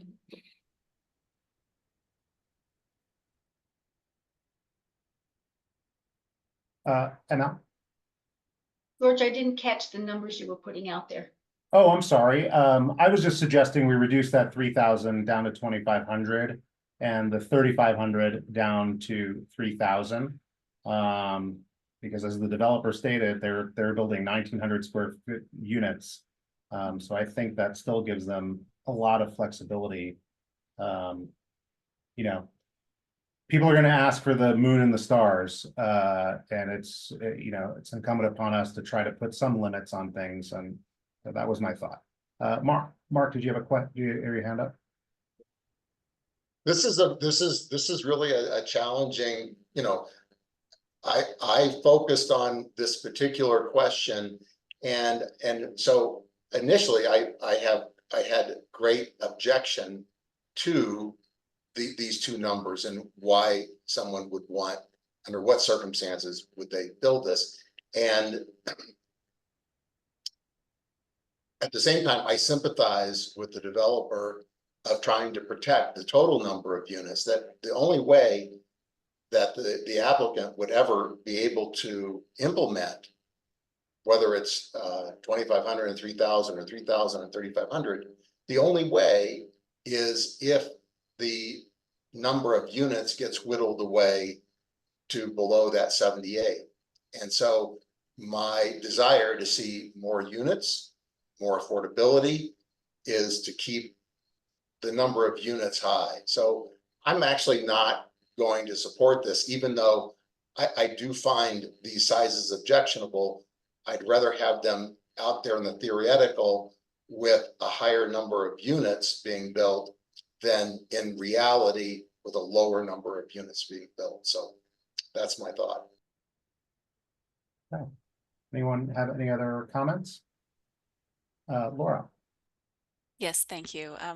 I just want to point out that when the developer talked about that 1,900, I think they were talking about like the majority of units or the average unit size, but they may want to have some that are larger. And I think that we have, you know, in the agreement, I don't remember what page it's on, it talks about a certain number of the units will be like, I think at least 3 bedrooms and 2 bathrooms, and most of them will be 2 bedrooms and 1 bathroom.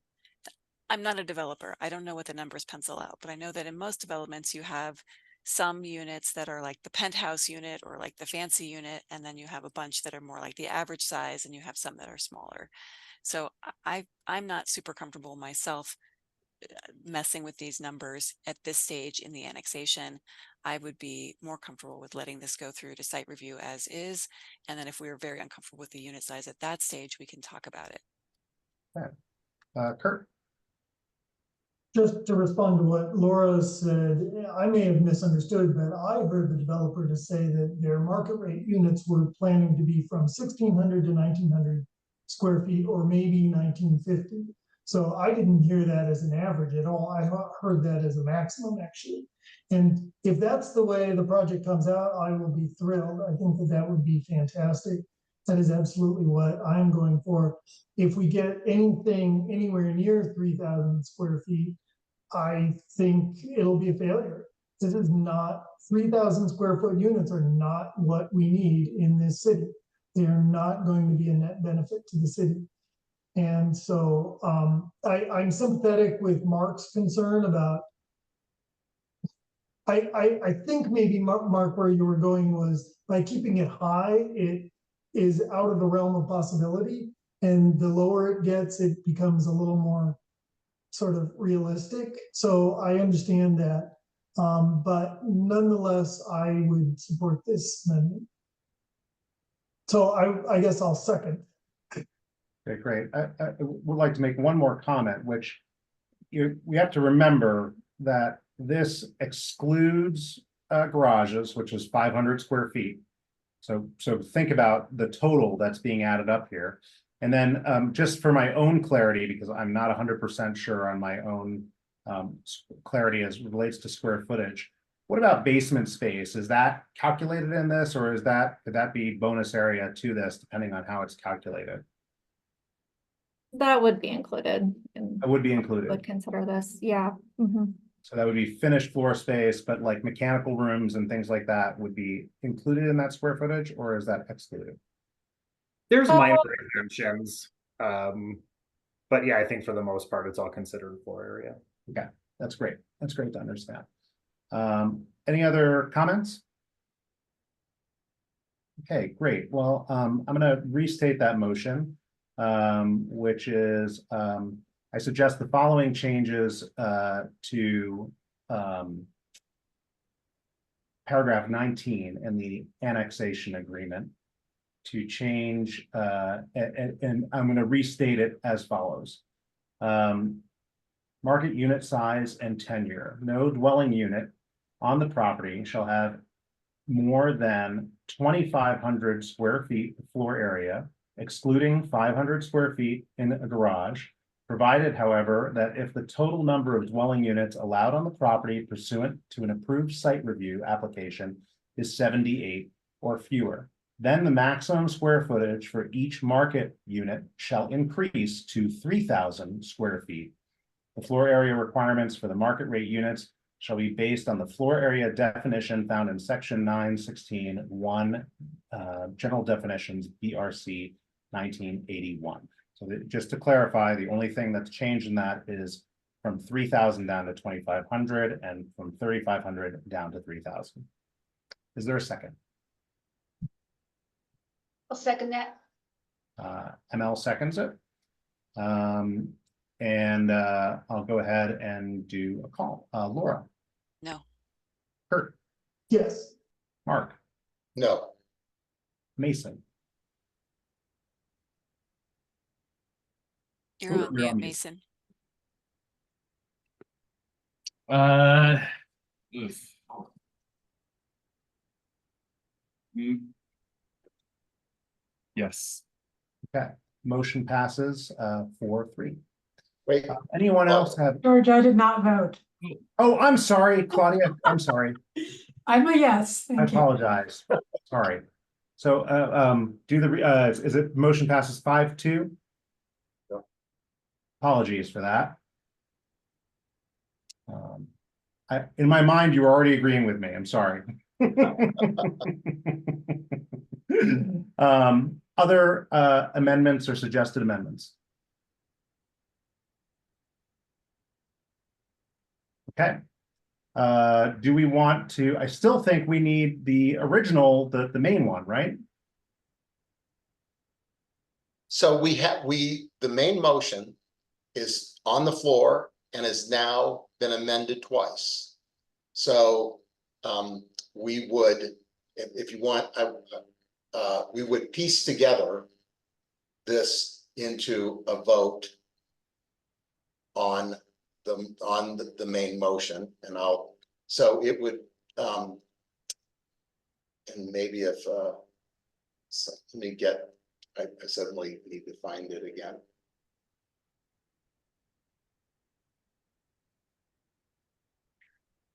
Okay, there it is. Okay, so we have a motion. It's been seconded and debated and amended twice. So can we summarize, or should I read? In fact, I can do it. I can read the motion and add in, we removed 22C and we modified 19.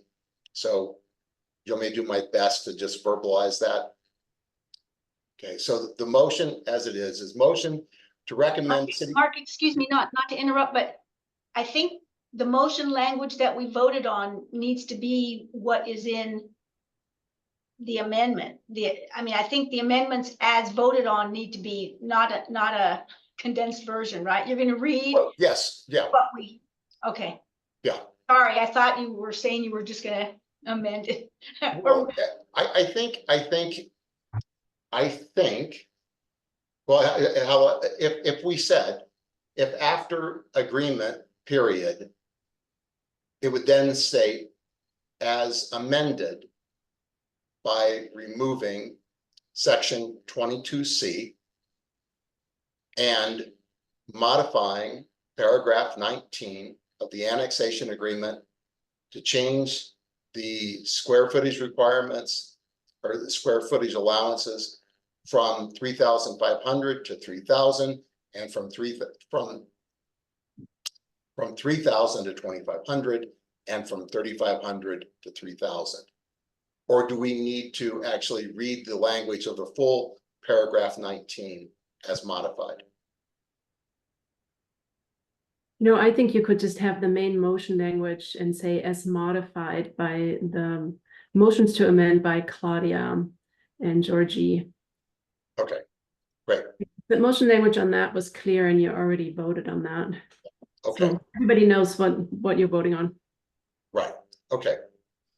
So I'll read the motion again and tack on the as amended by the motion from Claudia and George. Okay. Motion to recommend to City Council approval of the proposed annexation of the property located at 2801 J Road, including adjacent right-of-way with an initial zoning of residential mixed to RMX2 under case number LUR 2023-0018, incorporating the staff memorandum as findings of fact and subject to the terms and conditions of the proposed annexation agreement and as amended by the motions to amend from board member Claudia Hanson Thiem and board member George Boone. So there it's been read, and I think we're ready to vote. I'll second that. Okay. ML, Yes. Mason, Yes. Claudia, Yes. Laura, Yes. Kurt, Yes. Mark, Yes. and I'm a yes as well. Okay, that motion passed unanimously. Congratulations to the applicant and for city staff. I'm working so diligently on that. That concludes that component of our agenda. I think we have matters left. Well, I have a matter from staff. Let me if I can get my screen going here. So we are seeking a volunteer. And we were just here with all of you talking about the access management parking project. And we were hoping to have one member of the planning board join a working group. And the time commitment will likely be quarterly until next July of next year. So about 5 meetings, and each would be about 1.5 hours apiece. And maybe a few hours of reviewing documents when they're ready for eyes to be put on them and comments to be given. So if there is a volunteer, we would love to have you. If you guys need to think about it a little bit and the time commitment, we can follow up with an email. Question. Sorry. Go ahead, Mason. Will the meeting be on a typical day, like a Tuesday? Is a particular time of day? When is that meeting?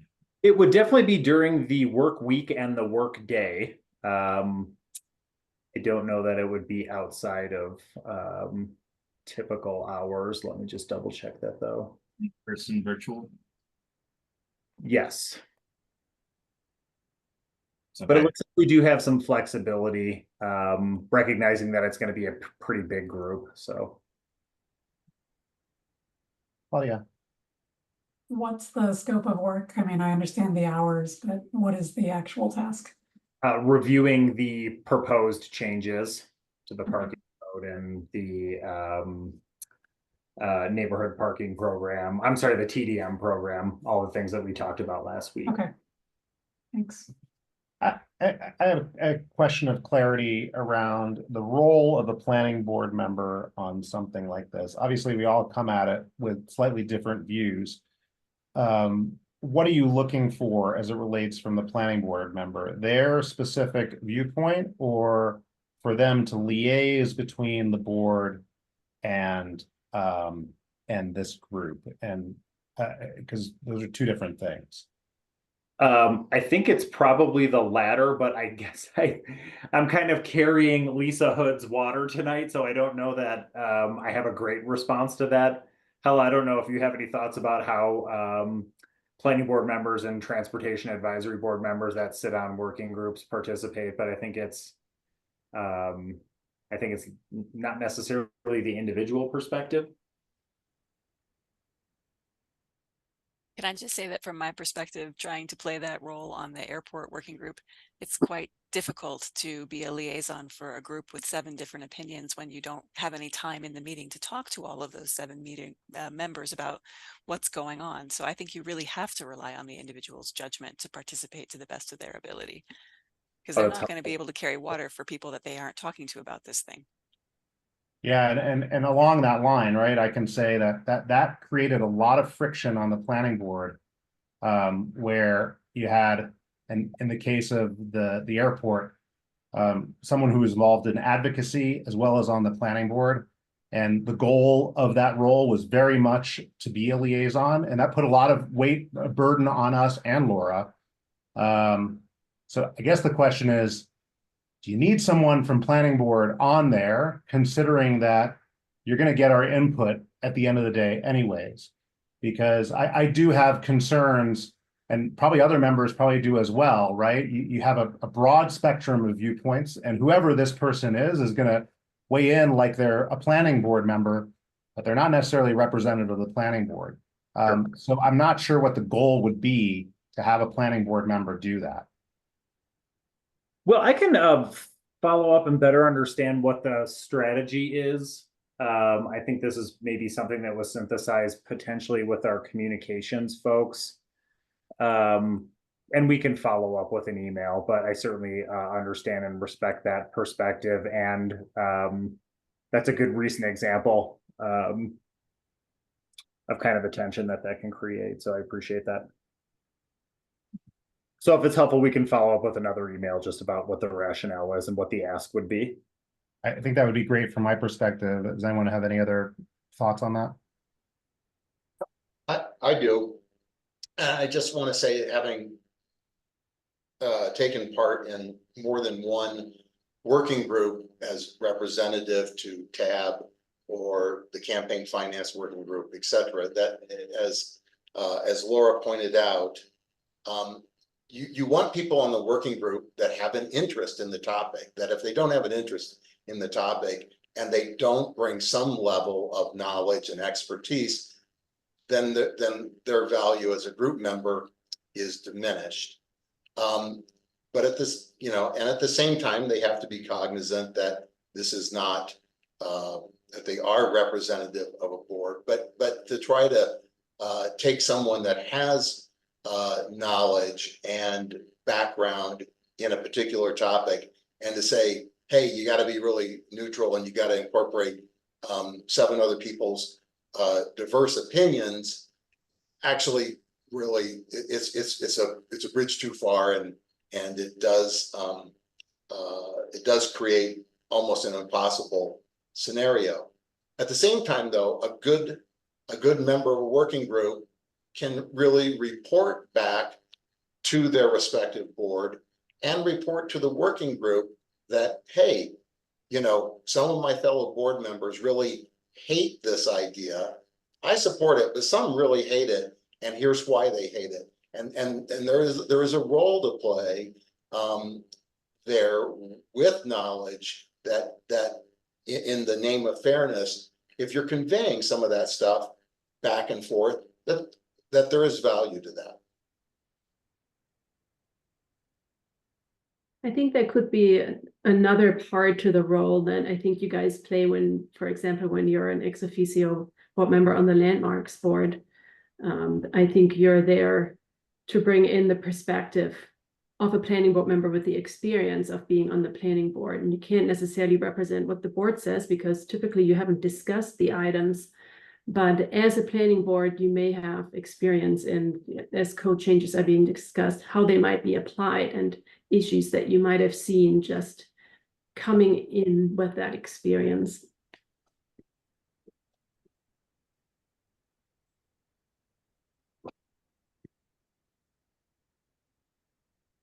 So I'll just caution and say, I'm not sure that the airport working group was the best example to use, since the airport topic pretty deliberately was not brought to the planning board, and the planning board was not asked to give opinions about it.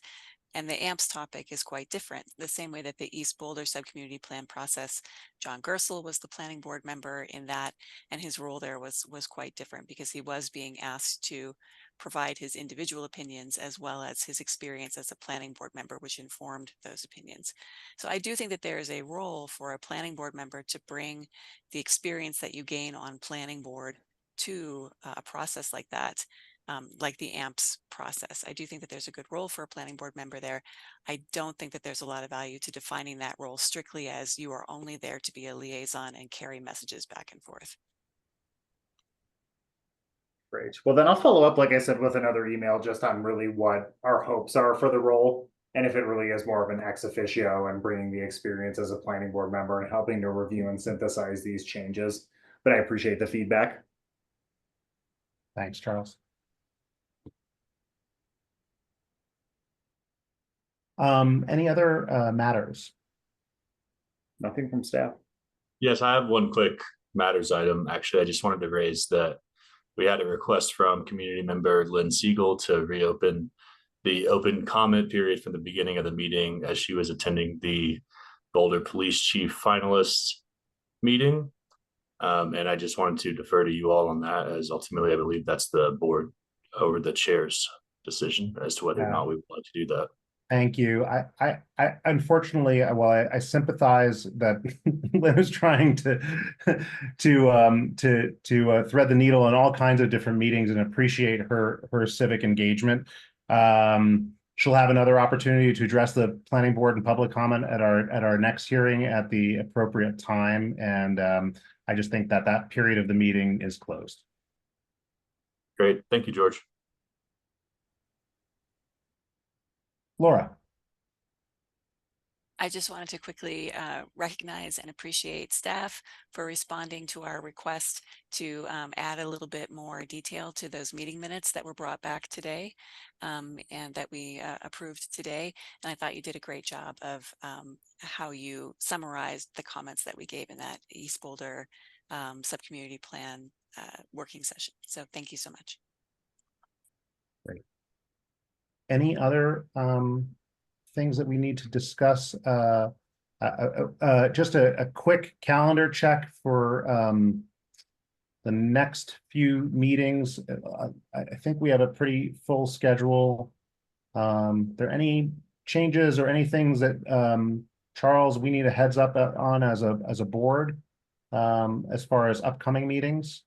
No, I think the calendar is pretty well updated at this point. Just some really busy agendas coming up through the end of the year. So just, you're going to get some packets that are kind of doozies.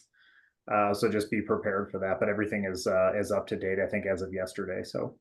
All right, great. If no one else has any other matters, items, I'm going to close the meeting. Going once, going twice. Thanks, everyone. Thanks, everyone. Have a good evening. Good night. Bye. Bye.